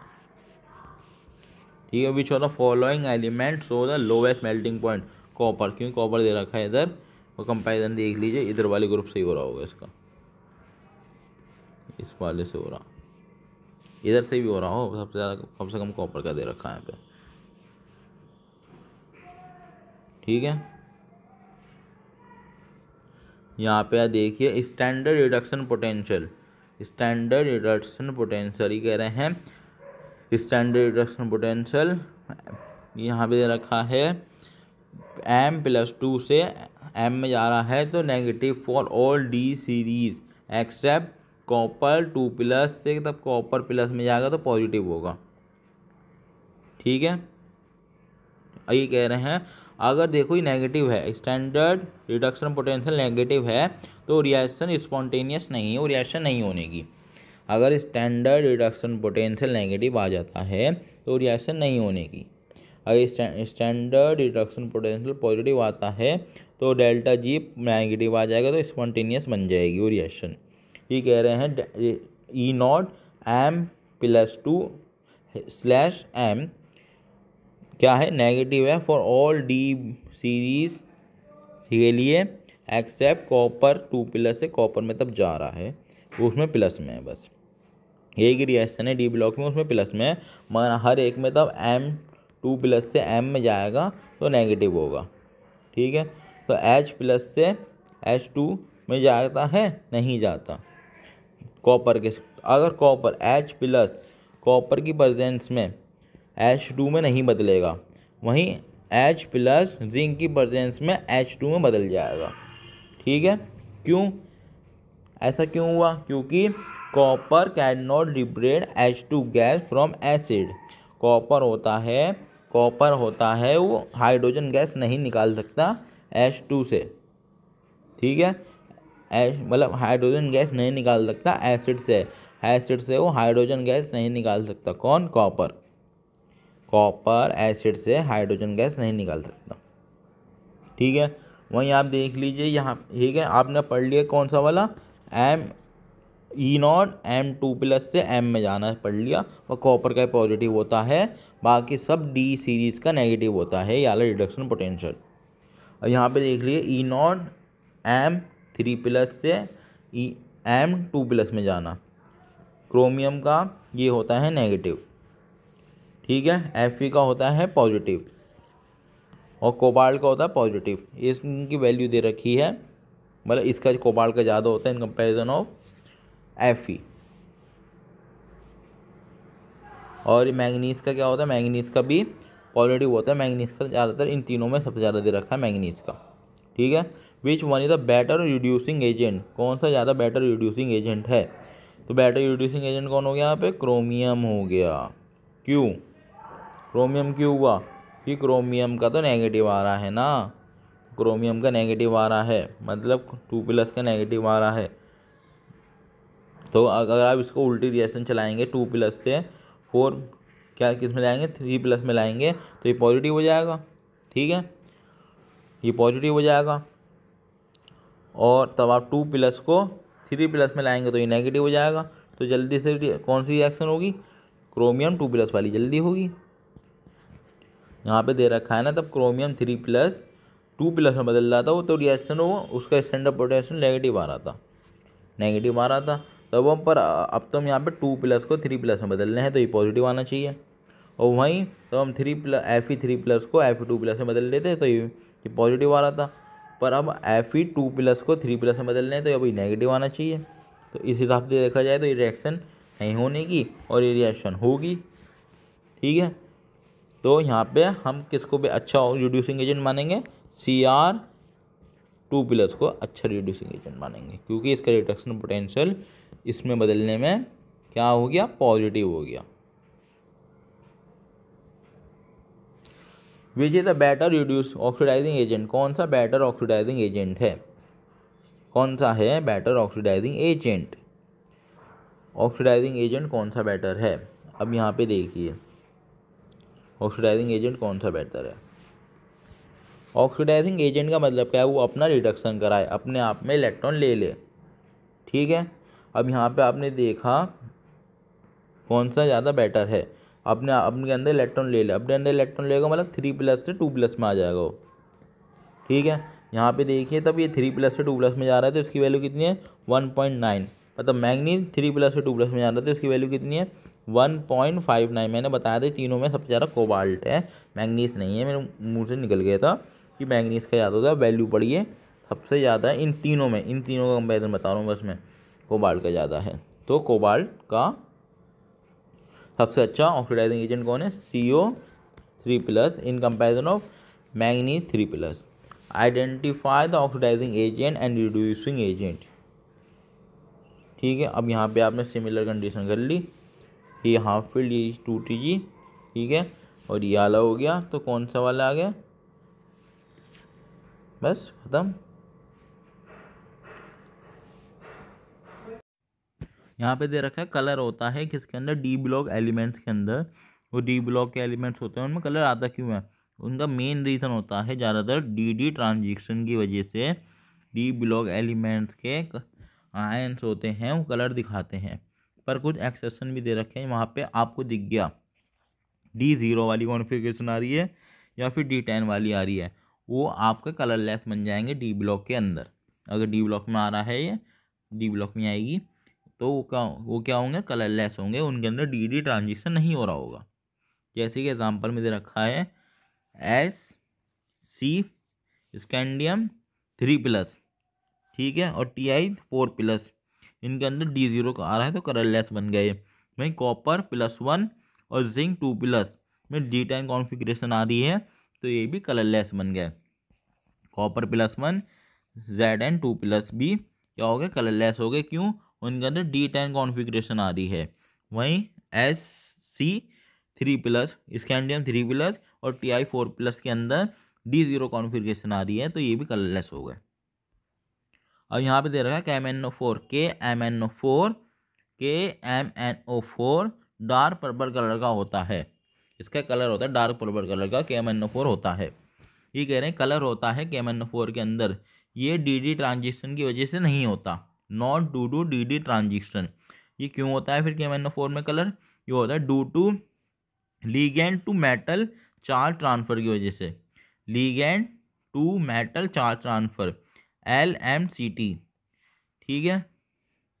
इसके अंदर दे रखा है CO, इसके अंदर ऑक्सीजन से, ये CO नहीं है, ये ऑक्सीजन दे रखा है, और O से मैग्नीज पे चार्ज का ट्रांसफर होता है, यहाँ पे ऑक्सीजन से मैग्नीज पे चार्ज का ट्रांसफर होता है। अभी कह रहे हैं डी ब्लॉक एलिमेंट्स के पास कॉम्प्लेक्स फॉर्मेशन करने की टेंडेंसी होती है। रीजन क्या होता है, डी ब्लॉक एलिमेंट के पास कॉम्प्लेक्स का फॉर्मेशन करने की टेंडेंसी होती है due to small size, D block वालों के पास स्मॉल साइज होता है और इनका फाई होता है, फाई वो हाई होता है, और एबिलिटी होती है इनके पास वैकेंट डी ऑर्बिटल की, इनके पास वैकेंट डी ऑर्बिटल पाई जाती है, इसलिए D block element complex formation करने की टेंडेंसी रखते हैं due to small size and इनका फाई होता है वो बहुत हाई होता है, और एबिलिटी होती है यहाँ पे पाई जाती है वैकेंट डी ऑर्बिटल। जैसे कि यहाँ पे डी ब्लॉक में आ गया आपका Fe2+, यहाँ पे देखेंगे आप तो इनने कॉम्प्लेक्स बना लिया। एक टेस्ट होता है क्रोमाइल क्लोराइड टेस्ट, ये टेस्ट होता है क्रोमाइल क्लोराइड टेस्ट, ये आपका NaCl दे देता है, KCl दे देता है, RbCl दे देता है, कि आयनिक क्लोराइड देते हैं लगभग, वो आयनिक क्लोराइड होंगे सारे, वो क्रोमाइल क्लोराइड टेस्ट दे देंगे। जैसे यहाँ पे AgCl हो गया, HgCl2 हो गया, ये इनमें क्या होता है, इनमें फाई ज़्यादा होता है तो इनका कोवलेंट कैरेक्टर ज़्यादा बन जाता है। AsCl3 हो गया, PbCl2 हो गया, SnCl4 हो गया, और यहाँ पे क्या हो गया, CrCl4 हो गया, ये Cr दे रखा है, CrCl4 हो गया। इनका कोवलेंट कैरेक्टर ये कोवलेंट कैरेक्टर के होते हैं, इस वजह से सारे के सारे हैं ये जो लाइन में लिखे हैं ये सारे के सारे क्रोमाइल क्लोराइड टेस्ट नहीं देते, ठीक है, सारे के सारे क्रोमाइल क्लोराइड टेस्ट नहीं देते। अब क्रोमाइल क्लोराइड टेस्ट होता क्या है, यहाँ पे आपने देखा NaCl लिया, एक कंसनट्रेटेड H2SO4 लिया और K2Cr2O7 लिया। वहाँ पे Cr की ऑक्सीडेशन स्टेट कितनी होती है, +6। तब आपने इनकी रिएक्शन कराई, यहाँ पे लिया ना हमने NaCl, इनकी रिएक्शन कराई तो आपको मिला CrO2Cl2 क्रोमाइल क्लोराइड। ये रेड ब्राउन वेपर्स बन के आते हैं। ठीक है, यहाँ पे NaCl का क्लोरीन इसके अंदर आया। ठीक है, इसका नाम क्या पड़ा, क्रोमाइल क्लोराइड। ये आपको बहुत सारे क्वेश्चन में मिलेगा। इसमें ऑप्शन मिलता है कि रेड ब्राउन वेपर्स बने हैं, तभी रिएक्शन हुई है तो क्या बने, रेड ब्राउन वेपर्स बने हैं। किसके बनते हो, क्रोमाइल क्लोराइड के बनते हैं CrO2Cl2 के। और आप इसका कन्फर्मेटरी टेस्ट भी कर सकते हैं कि कौन बना है, क्रोमाइल क्लोराइड ही बना है। कैसे, आप इसमें NaOH डालेंगे, NaOH डालते ही अभी किसका था, कौन से कलर का था, रेड ब्राउन वेपर्स थे इसके, तो ये किस में बदल जाएंगे, N2Cr2O4 में बदल जाएंगे, येलो सॉल्यूशन बन जाएगा एक तरह का। उसके बाद भी आप दोबारा कन्फर्मेटरी टेस्ट भी कर सकते हैं। और ज़्यादा आप डालेंगे में CH3COO2 PB। ठीक है, ये डालेंगे तो PbCrO4 बन जाएगा, इसका येलोविश PPT आ जाएगी। जैसे यहाँ पे क्वेश्चन देकर बताया गया है कि एक एक्स कंपाउंड है, उसको आपने कंसंट्रेटेड H2SO4 और K2Cr2O7 डाला तो आपको रेड ब्राउन वेपर्स आ गए। तो S क्या होगा, तो NaCl तो अभी हमने पढ़ लिया किसके अंदर, क्रोमाइल क्लोराइड टेस्ट में। NaBr होता है, NaBr भी होता है। अब आगे वाले पेज में यहाँ पे लिखा है जैसे कि एक नोट दे रखा है, तब ये नोट पहले आप इस पर राइट मार दो, सी ऑप्शन पे दोनों होते हैं NaCl NaBr। NaBr कैसे होता है, NaBr में देखें, NaBr का आपको ज़्यादातर P ब्लॉक में पढ़ाया जाता है। ठीक है, पर ये रिएक्शन आगे यहाँ पे बता रहे हैं। तो Fe फ्लोरीन का आयन होगा, वो कंसनट्रेटेड H2SO4 से रिएक्शन करेगा तो HF बनाएगा। ठीक है, इस सॉल्यूशन कहेंगे हम क्लियर सॉल्यूशन।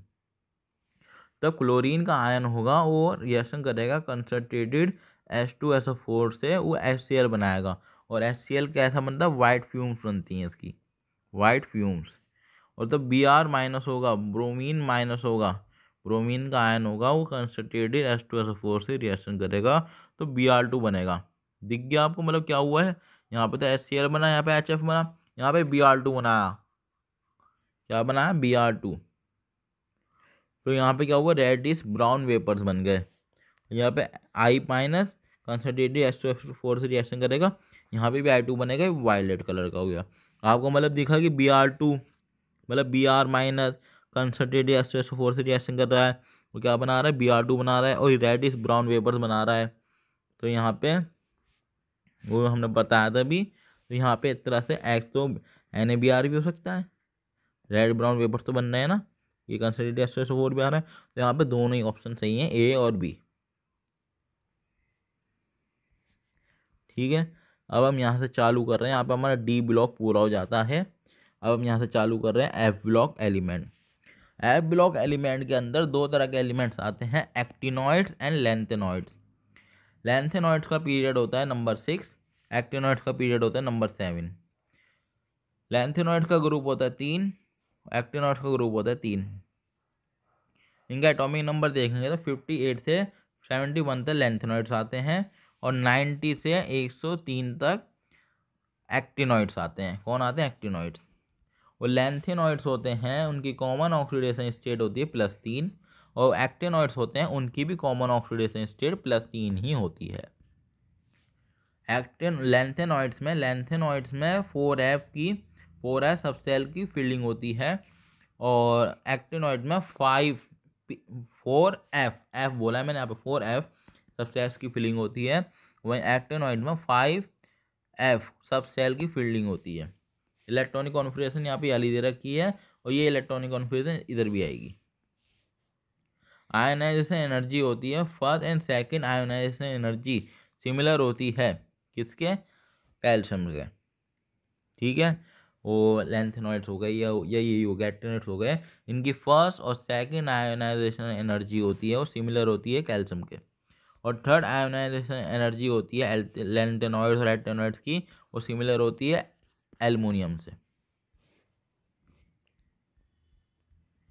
यह एटॉमिक आयनिक साइज बताया जा रहा है किसका, लैंथेनॉइड्स का। यहाँ पे दे रखा है L A, यहाँ पे दे रखा है लास्ट वाला Lu।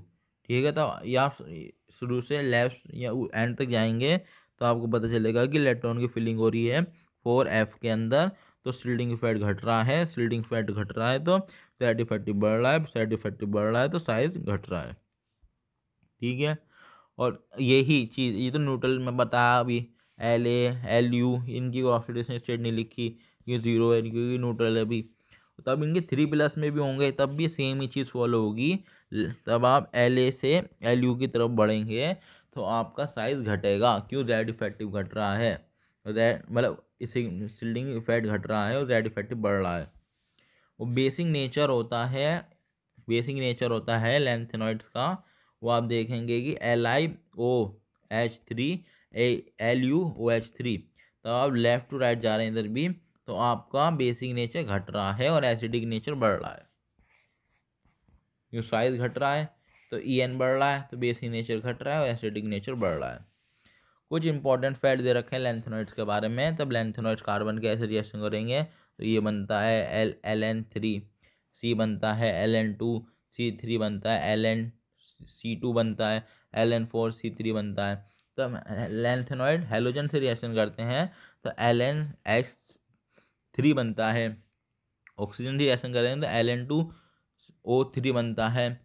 तब सल्फर 8 से रिएक्शन करेंगे तो Ln2H3 बनता है। वहाँ पे Ln क्या दिखा रहा है, यहाँ पे लैंथेनॉइड को रिप्रेजेंट कर रहा है Ln यहाँ पे। तब लैंथेनॉइड नाइट्रोजन से रिएक्शन करें तो LnN बनता है। तो वाटर रिएक्शन करेंगे क्या बनाएंगे, LnOH3 प्लस हाइड्रोजन गैस निकलेगी। तब HCl से रिएक्शन करेंगे तो क्या बनाएंगे, LnCl3 और एक क्या निकलेगी, हाइड्रोजन गैस निकलेगी। यहाँ पे दे रखा है Ce4+ Ce+3 में बदलता है, और ये एक तरह से इसका स्टैंडर्ड पोटेंशियल क्या होता है, स्टैंडर्ड रिडक्शन पोटेंशियल पॉजिटिव में आता है। ठीक है, तो Ce4+ can be use as analytic reagent in aqueous medium. ठीक है, ये बहुत इंपॉर्टेंट क्वेश्चन में से एक है। Ce4+ होता है, उसे हम यूज कर सकते हैं किसके, कैसे, एनालिटिक रिएजेंट की तरह एक्वस मीडियम में। ठीक है, तो अभी यहाँ पे हमने पढ़ा कि Ce+4 होता है, वो एक ऑक्सीडाइजिंग एजेंट है। Ce+4 एक ऑक्सीडाइजिंग एजेंट है, तो वो Ce+3 में बदलता है तो उसका स्टैंडर्ड रिडक्शन पोटेंशियल पॉजिटिव में आता है, जैसे दे रखा है यहाँ पे। तो हम Ce+4 को हम can be use as a analytic reagent की तरफ यूज कर सकते हैं इसे इन एक्वस मीडियम। रीज़न क्या है, रिएक्शन होगी वाटर और Ce4+ में, इस काइनेटिकली वेरी स्लो होती है। इस वजह से हम एनालिटिक रिएजेंट की तरह से यूज़ कर सकते हैं Ce+4 को। क्यों, इसका रीजन क्या है, हम Ce+4 को एनालिटिक रिएजेंट की तरह यूज़ कर सकते हैं एक्वस मीडियम में, क्योंकि तब एक्वस मीडियम वाटर मिलेगा और वाटर और Ce+4 के साथ रिएक्शन होगी वो काइनेटिकली वेरी स्लो होगी। ठीक है, और आपको पता है एक्टिनॉइड हो गया, लैंथेनॉइड हो गया, उनकी फेवरेबल कॉमन ऑक्सीडेशन स्टेट कितनी होती है, +3। तो +3 में वो आना चाहते हैं, तो E यहाँ पे देख रहा है E+2 में दे रखा है, इलेक्ट्रॉन डोनेट करके E+3 में बदलेगा। ये YB+2 में दे रखा है तो वो +3 में जाना चाहेगा इलेक्ट्रॉन डोनेट करके। All trivalent lanthanoids are coloured, but सारे के सारे वो लैंथेनॉइड्स होते हैं जिनकी वैलेंसी +3 होती है, वो सारे कलर्ड होते हैं, उनके पास अपना अपना कलर होता है, सिवाय La+3 को छोड़ के और Lu+3 को छोड़ के, ये +3 में होते हुए भी कलरलेस होते हैं। ठीक है, यहाँ पे La+3 और La+3 और Ce+4, La+3 और Ce+4 होते हैं, उनकी इलेक्ट्रॉनिक कॉन्फ़िगरेशन में F0 आता है, और यहाँ पे दे रखा है UB+2 और UB+2 YB दे रखा है, सॉरी YB+2 एंड LU+3। इनके ऑक्सीडेशन इलेक्ट्रॉनिक कॉन्फ़िगरेशन में F14 आता है। तो ये डायमैग्नेटिक होते हैं चारों के चारों, ये चारों के चारों होते हैं La+3 Ce+4 और YB+2 Lu+3। ये सारे डायमैग्नेटिक होते हैं, इनमें एक भी अनपेयर्ड इलेक्ट्रॉन नहीं होता। अब हम लैंथेनॉइड्स पर लिया, अब हम एक्टिनॉइड्स की बात करेंगे। एक्टिनॉइड्स होते हैं वो शो करते हैं वेरिएबल ऑक्सीडेशन स्टेट, क्योंकि इनके पास लेस एनर्जी गैप होता है बिटवीन 5F 6D 7S के बीच में, और NP एलिमेंट होता है और PU एलिमेंट होता है।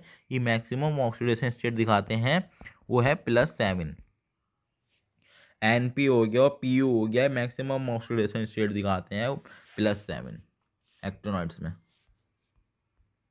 एक्टिनॉइड्स का साइज ज़्यादा बड़ा होता है इन कंपैरिजन ऑफ लैंथेनॉइड्स, और बेसिक नेचर होता है वो एक्टिनॉइड्स का ज़्यादा होता है लैंथेनॉइड्स के कंपैरिजन में। Actinoids have the low ionisation energy, that why they are very reactive. और क्वेश्चन आता है कि एक्टिनॉइड्स होते हैं ज़्यादा रिएक्टिव क्यों होते हैं, क्योंकि इनके पास लो आयोनाइजेशन एनर्जी होती है, इस वजह से एक्टिनॉइड्स होते हैं ज़्यादा रिएक्टिव होते हैं। Actinoids lanthanoids contraction, lanthanoids contraction ही हम ये लिख रहे हैं सिग्मा, इसका नाम, इसका मतलब यहाँ पे shielding effect. Due to poor shielding effect of 4F electron, lanthanoid contraction क्यों होता है? लैंथेनॉइड कॉन्ट्रैक्शन होता है due to the pure shielding effect of 4F electron. किसकी, कौन से इलेक्ट्रॉन है? 4F इलेक्ट्रॉन की वजह से पुअर शिल्डिंग इफेक्ट होता है किसके अंदर? 4F इलेक्ट्रॉन में। तो हम कहेंगे लैंथेनॉइड कॉन्ट्रैक्शन हो रहा है। इसके अंदर क्या होता है? शिल्डिंग इफेक्ट घटता है, रेड इफेक्टिव बढ़ता है, कॉन्ट्रैक्शन होता है साइज के अंदर। और एक होता है एक्टिनॉइड कॉन्ट्रैक्शन, ये भी पुअर शिल्डिंग इफेक्ट होता है, पर ये होता है कौन से इलेक्ट्रॉन होते हैं पुअर शिल्डिंग इफेक्ट हो जाए जिसमें 5F इलेक्ट्रॉन होते हैं वाले।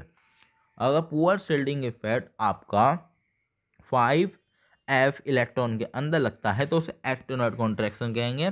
और पुअर शिल्डिंग इफेक्ट आपका 4F इलेक्ट्रॉन के अंदर लग रहा है तो शिल्डिंग इफेक्ट कहेंगे, ठीक है। और स्ट्रेंथ की बात करें तो एक्टिनॉइड कॉन्ट्रैक्शन ज़्यादा होता है, उससे कम होता है लैंथेनॉइड, और सबसे कम होता है ट्रांजिशन कॉन्ट्रैक्शन। ट्रांजिशन कॉन्ट्रैक्शन क्या होता है? इसकी होता है पुअर शिल्डिंग इफेक्ट होती है यहाँ पे 3D इलेक्ट्रॉन के अंदर। वो 4F में हो रहा था, वो 5F में हो रहा था, ये 3D इलेक्ट्रॉन के अंदर हो रहा है। कौन सा वाला? Transition contraction, poor shielding effect of 3D electron का, ठीक है।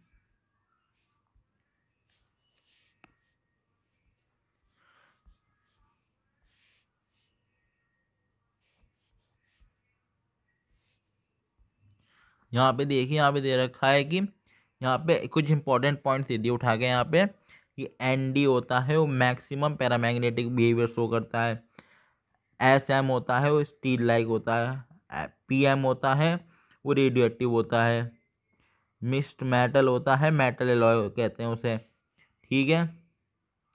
LN ये मेटल एलॉय दे रखा है, इसकी परसेंटेज दे रखी है नीचे, ये इसकी परसेंटेज है, ठीक। कौन कौन से होते हैं? रूबी रेड होता है, कौन सा होता है? क्रोमियम 3+ इन Al2O3 के अंदर क्रोमियम 3+ रूबी रेड कलर का होता है, ठीक है।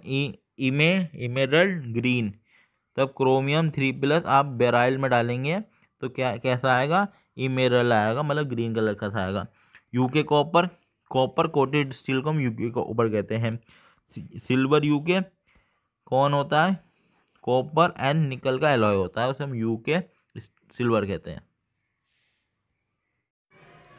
यहाँ पे क्वेश्चन दे रखा है which of the following pair are the both ion are colour, कौन से फॉलोइंग पेयर्स के अंदर दोनों के दोनों आयन कलर दिखा रहे हैं। जैसे कि आपको पता है डी ब्लॉक के एलिमेंट जो कलर दिखाते हैं वो DD ट्रांजिशन करते हैं, और DD ट्रांजिशन नहीं करते कौन से वाले? D0 वाले और D10 वाले, ये नहीं करते और कलरलेस होते हैं। ठीक है, तो यहाँ पे देखिए DD10 वाले और DD0 वाले कौन से हैं। स्कैंडियम 3+ आ गया, ये नहीं है। यहाँ पे भी आ गया, ये भी नहीं है। ठीक है, ये कॉपर +1 में आ गया, ये भी नहीं है। तो सी ऑप्शन करेक्ट है यहाँ पे। ये दे रखे हैं, ठीक है, इनमें क्या होता है, DD ट्रांजेक्शन नहीं होता। More number of oxidation state exhibit by the actinoid than by lanthanoid. Lanthanoid से ज़्यादा वेरिएबल ऑक्सीडेशन स्टेट दिखाता है actinoid in compare of lanthanoid. इसका मेन रीज़न क्या है? मेन रीज़न क्या है इसका मेन रीज़न था कि greater metallic character of the lanthanoid that of corresponding actinoid. नहीं, ये तो नहीं है। इसका रीज़न है यहाँ पे आपका more energy difference between, less energy difference आएगा यहाँ पे, सी वाला करेक्ट है।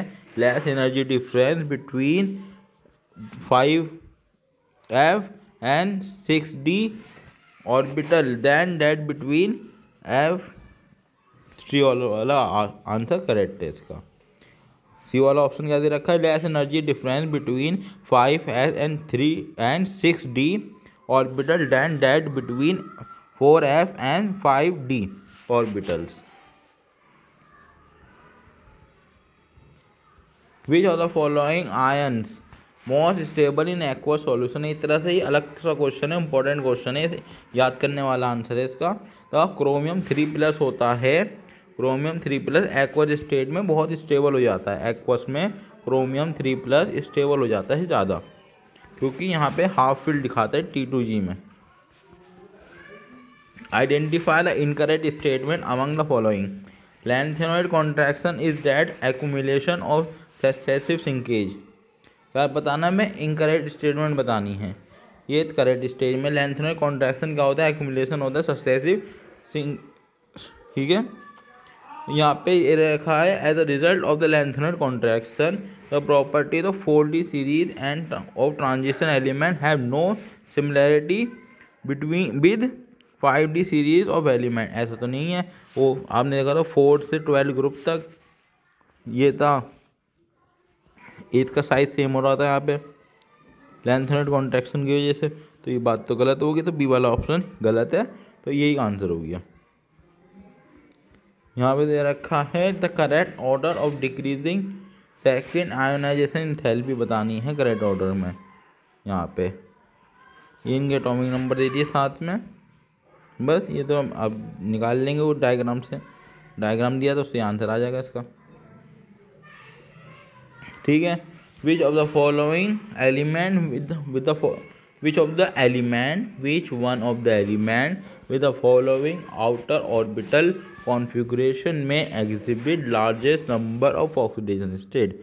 कौन सी ऑक्सीडेशन सबसे ज़्यादा किस में होते हैं, ये बोल रहा है। कौन सा एलिमेंट ऐसा है उसके बाद आउटर ऑर्बिटल कॉन्फ़िगरेशन में वो ज़्यादा से ज़्यादा ऑक्सीडेशन स्टेट करता है अपने पास,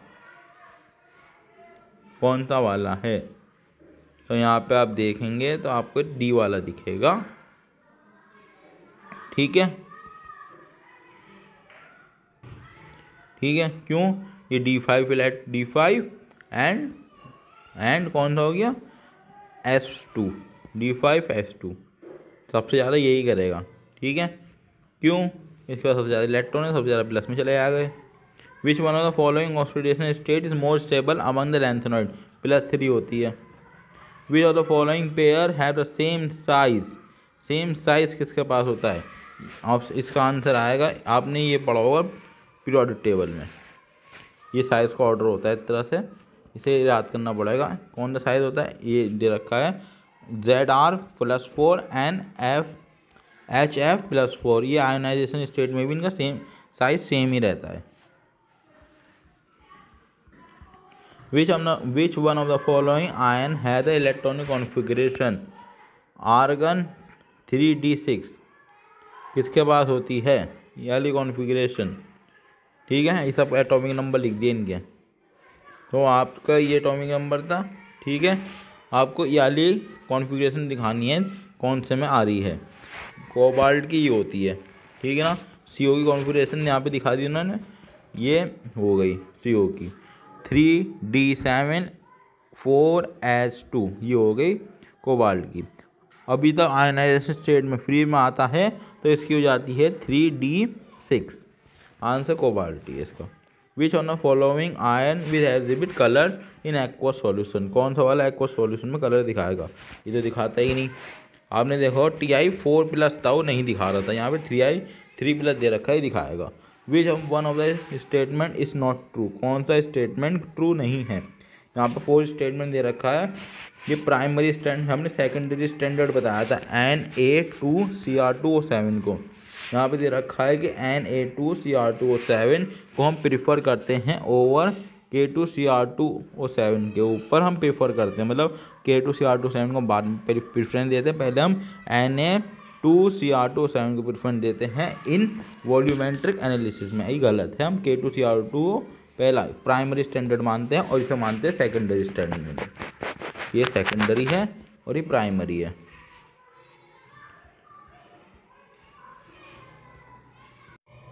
इधर का विच one of the following does not correctly represent the correct order of the property indicate against it. यहाँ पे लिख रखा है पहले ऑप्शन में ही TiVCr मैग्नीज Mna, ठीक है। इंक्रीजिंग ऑर्डर मेल्टिंग पॉइंट यही है इसका, तो आप मेल्टिंग पॉइंट का ऑर्डर देखेंगे तो मैग्नीज तो नीचे आ रहा है, मैग्नीज तो सबसे ज़्यादा नहीं हो सकता, तो इसका पहला ही ऑप्शन गलत हो जाता है। यहाँ पे magnetic movement 0.84 bm is given दे रखा है, इनमें बताना है किसका होगा इतना मैग्नेटिक मूवमेंट इतना है, तो 2 अनपेड इलेक्ट्रॉन होंगे यहाँ पे, ठीक है। आप अनपेड इलेक्ट्रॉन गिनेंगे, यहाँ पे चौथे वाले के आ गए हैं। ये वाला क्वेश्चन दे रखा है because of the lanthanoid contraction which of the following pair of element, lanthanoid contraction की वजह से कौन का पेयर दे रखा है नीचे, ठीक है। उसके पास नियरली सेम एटॉमिक रेडियाई है। यहाँ पे तो आप देखते हैं लैंथेनॉइड कॉन्ट्रैक्शन की वजह से ये ZR उसका एटॉमिक नंबर 40 है और HF उसका 72 है, इनका सेम साइज़ हो जाता है। किसकी वजह से? लैंथेनॉइड कॉन्ट्रैक्शन की वजह से इनका सेम साइज़ हो जाता है। ये इंपॉर्टेंट क्वेश्चन है, बहुत बार पूछा जा चुका है। चलो question, which one of the following statement is related the lanthanoid is incorrect, कौन सी गलत है? All lanthanoids are much more reactive than aluminium, तो एल्युमिनियम इलेक्ट्रोकेमिकल सीरीज में ऊपर आता है, बहुत रिएक्टिव होता है, ये लैंथेनॉइड से ज़्यादा रिएक्टिव होता है। सारे मतलब कुछ लैंथेनॉइड से, यहाँ पे सारे लैंथेनॉइड से बात करिए तो सारे लैंथेनॉइड होते हैं, वो तो हो ही नहीं सकते एल्युमिनियम से ज़्यादा रिएक्टिव, तो पहली स्टेटमेंट ही गलत है यहाँ पे। बाकी पढ़ लेते हैं हम, स्टेटमेंट सही है। Ce+4 solution are widely used as oxidizing agent in volumetric analysis, सही है। यूरोपियम shows 2+ oxidation state, सही है। The basicity decrease as the ionic gradient decrease from Pr to Lu। Electronic configuration दे रखी है यहाँ पे, electronic configuration copper 2 is 3d9 where the date of the copper 1 is d10, which one of the following is correct। यहाँ पे आपको देखेंगे copper 2 ही correct होता है, क्योंकि यहाँ पे एक्वस मेंशन नहीं करा, और मान लेना, ठीक है। तो ठीक है, मतलब एक तरह से कॉपर यहाँ पे 2 ही आंसर है रहेगा, क्योंकि एक तरह से यहाँ पे ये भी दे रखा है कॉपर 1 ज़्यादा स्टेबल है, नहीं दे रखा इस तरह से। हाँ, यहाँ पे हम कॉपर 2+ ज़्यादा स्टेबल मानेंगे, एक तरह से एक्वस कंडीशन दे रखी इमेजिनरी, ठीक है। यहाँ पे अगर general transition element coloured salt due to the presence of unpaired electron, which of the following compound will coloured in a solid state.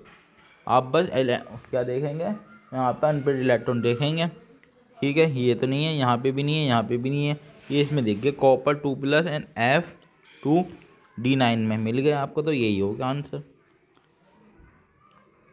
On addition of the small amount of KMnO4 to the concentrated H2SO4 a green oily compound is obtained which is highly explosive in nature and identify the compound from following।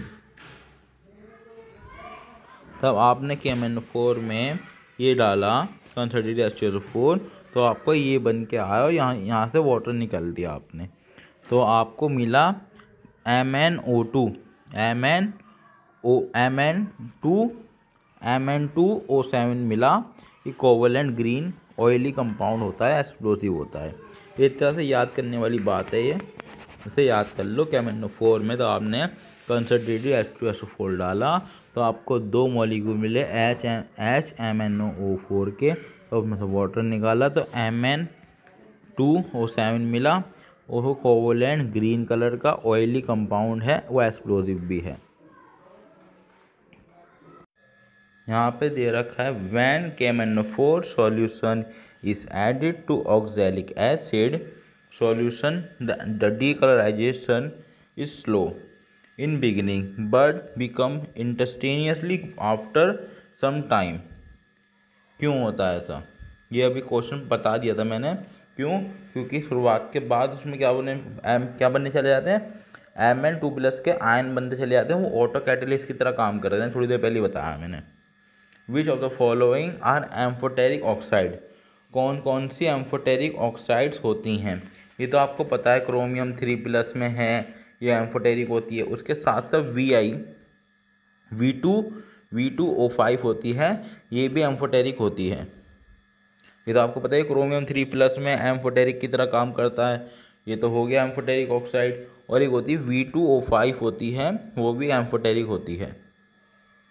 ठीक है, ये mainly acidic होती है वाली, वो पर V2O5 होती है, एम्फोटेरिक तो होती है, पर ये मेनली कैसा बिहेव करती है, एसिडिक की तरह बिहेव करती है, होती है एम्फोटेरिक ही है। The transition element show magnetic movement due to the spin and orbital motion of electron. Which of the following metallic ions have almost same spin only magnetic movement? किसके पास क्या है, same spin only magnetic movement है। इसका मतलब एक तरह से किसके पास सेम अनपेड इलेक्ट्रॉन है, तब भी क्वेश्चन बात करता है same spin only magnetic movement same है, तो इसका मतलब है अनपेड इलेक्ट्रॉन सेम पूछ रहा है वो। तो आपने इसमें निकाले अनपेड, इसमें निकाले, तो आपको मतलब इसमें सब में निकाले, तो आपको पता चला A और D में सेम आ रहे हैं अनपेड इलेक्ट्रॉन 3। ठीक है। अब विच of the following actinoid so oxidation state +7? ये मैंने अभी बताया था थ्योरी में पढ़ के, कौन सा था, ये तो Pu था और एक MP था, NP। Which of the following will not act as oxidising agent? कौन सा वाला ऑक्सीडाइजिंग एजेंट की तरह काम नहीं करता? Sorry, which of the following not as a oxidising agent तरह काम नहीं करता? ठीक है, कौन सा वाला नहीं करता? यहाँ पे which of the following will not as an oxidising agent, ये दे रखा है आपका एक A है और एक D, ये ठीक है, ये दे रखा है, ये स्टेबिलिटी देख के बता देंगे अब। When the KMnO4 solution is added to oxalic acid, ये दोबारा क्वेश्चन रिपीट हो गया वाला, ये क्वेश्चन रिपीट हो गया। विच of the following lanthanoid show 2+ oxidation state beside the characteristic oxidation state is +3 of lanthanide? इसका आंसर क्या है? इसका आंसर एक ये है YB और एक EU है BC, ये +2 ऑक्सीडेशन स्टेट भी दिखाते हैं। कौन? EU and YB +2 ऑक्सीडेशन भी दिखाते हैं। YaCl is not used to make medium acidic in oxalic reaction of KMnO4 in acidic medium। क्यों? क्योंकि KMnO4 ऑक्सीडाइज कर देता है HCl को into chlorine gas which is also act as oxidising agent. ये मैं क्वेश्चन जो करा रहा हूँ ये इसे बहुत ही एक तरह से पक्का कर लीजिएगा, क्योंकि बहुत मेन क्वेश्चन है सारे। ये अभी मैंने D ब्लॉक के अंदर जितने भी क्वेश्चन मैंने कराए हैं बहुत इंपॉर्टेंट है, पक्का कर लीजिएगा, ये रिपीटेड क्वेश्चन है बहुत बार। ठीक है, यहाँ पे दे रहा है which pair of ion is colourless कौन से होंगे? ये तो याले होंगे, एक याले हो गए और एक याले हो गए। इनमें से देख लो कौन से वाले आ रहे हैं। इसमें स्कैंडियम आ रहा है, ये गलत। ठीक है, इसमें स्कैंडियम आ गया। यहाँ पे दे रखा है इसमें जिंक आ गया, ये गलत। ठीक है, इसमें स्कैंडियम आ गया। बस वो दिख जाए उस मार दो आप। इनमें देख लीजिएगा, इनमें एक बार निकाल के, अगर किसी में D10 D0 डी वाली कॉन्फ़िगरेशन आ गई हो जाएगा बस कलरलेस। ये दे रखा है, ये मैंने नोट से उल्टी रिएक्शन यहाँ पे लिख रखी है इस तरह से। मेरे नोट में उल्टी लिखी है, इधर लिखा है, इधर लिखा, ये इधर है, ये इधर है। ठीक है, तो इसका आंसर क्या होगा? एक एसिडिक और बेसिक मीडियम के बारे में पूछ लिया इन्होंने बस यहाँ पे। ठीक है, ये होता है CrO4-2, ये स्टेबल होता है बेसिक मीडियम में। सेलेक्ट द रिड्यूसिंग एजेंट को सिलेक्ट करना है यहाँ पे, रिड्यूसिंग एजेंट को सिलेक्ट करना है। तो आपको पता है Cr3 हो गया, और ये हो गया EU+2 हो गया, ये +3 में जाना चाहते हैं, सब रिड्यूसिंग एजेंट हैं। ये बढ़ाना चाहते हैं अपनी प्लस की स्टेट को। और ये हो गया ऑक्सीडाइजिंग एजेंट, घटाना चाहते हैं +4 से किस में आना चाहते हैं? +3 में। Which of the following statement is not correct? कौन सी स्टेटमेंट करेक्ट नहीं है? KMnO4 does not act as oxidising agent in alkaline medium. ऐसा कुछ नहीं है। KMnO4 एल्कलाइन मीडियम में एसिडिक ऑक्सीडाइजिंग एजेंट की तरह भी काम करता है। ये स्टेटमेंट बस करेक्ट नहीं है, बाकी स्टेटमेंट भी पढ़ लो एक बार, वो करेक्ट है। ए वाली करेक्ट है, MnO4 2- is stable only in very strong alkaline medium, सही स्टेटमेंट है। D block metal can show a zero oxidation state with pi acid ligand like CO। The purest form of iron is broad iron. Which of the following oxide of chromium is amphoteric? आपको पता है chromium 3+ में oxide बनाएगा, वो होगी आपकी amphoteric. याली है, मैं क्रोमियम 3+ में बना रहा है। ये रिएक्शन दे रखी थी मैंने नोट्स में भी है, NaCl इस तरह से बोल रखा है, NaCl है ये। इसमें आपने कंसनट्रेटेड H2SO4 डाला, नहीं भी दे रखे थे, आप देख लीजिए। येलो ग्रीन गैस निकली, ये गैस निकली है येलो ग्रीन। तो ऐसा क्या डाला था हमने? X, दो यहाँ पे येलो ग्रीन गैस निकली। यहाँ पे हमने एक तरह से ऑक्सीडाइजिंग एजेंट डाला है, वो MnO2 भी काम करेगा, KMnO4 भी काम करेगा, क्योंकि दोनों के दोनों ऑक्सीडाइजिंग एजेंट हैं। ये क्लोरीन गैस निकलवा देंगे यहाँ पे। क्लोरीन गैस होती है आपकी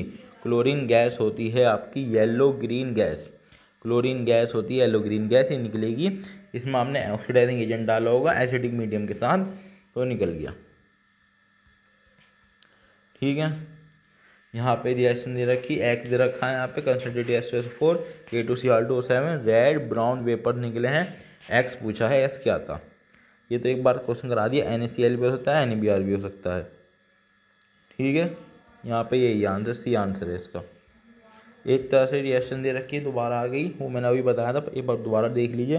अगर आपका फ्लोरीन आयन दे रखा हो, कंसनट्रेटेड H2SO4 डाल दिया आपने, तो HF बनेगा, और कि कलर ही क्लियर सॉल्यूशन बनता है। Cl आयन मिल गया और आपको, और आपने कंसनट्रेटेड H2SO4 डाल दिया, तो Cl बनेगा, और यहाँ पे वाइट फ्यूम्स बनेगी। Br आयन दे रखा है आपने, कंसनट्रेटेड H2SO4 डाल दिया, तो Br2 बनेगा। यहाँ पे Br2 बन रहा है। Br2 का कलर होता है रेडिश ब्राउन वेपर्स।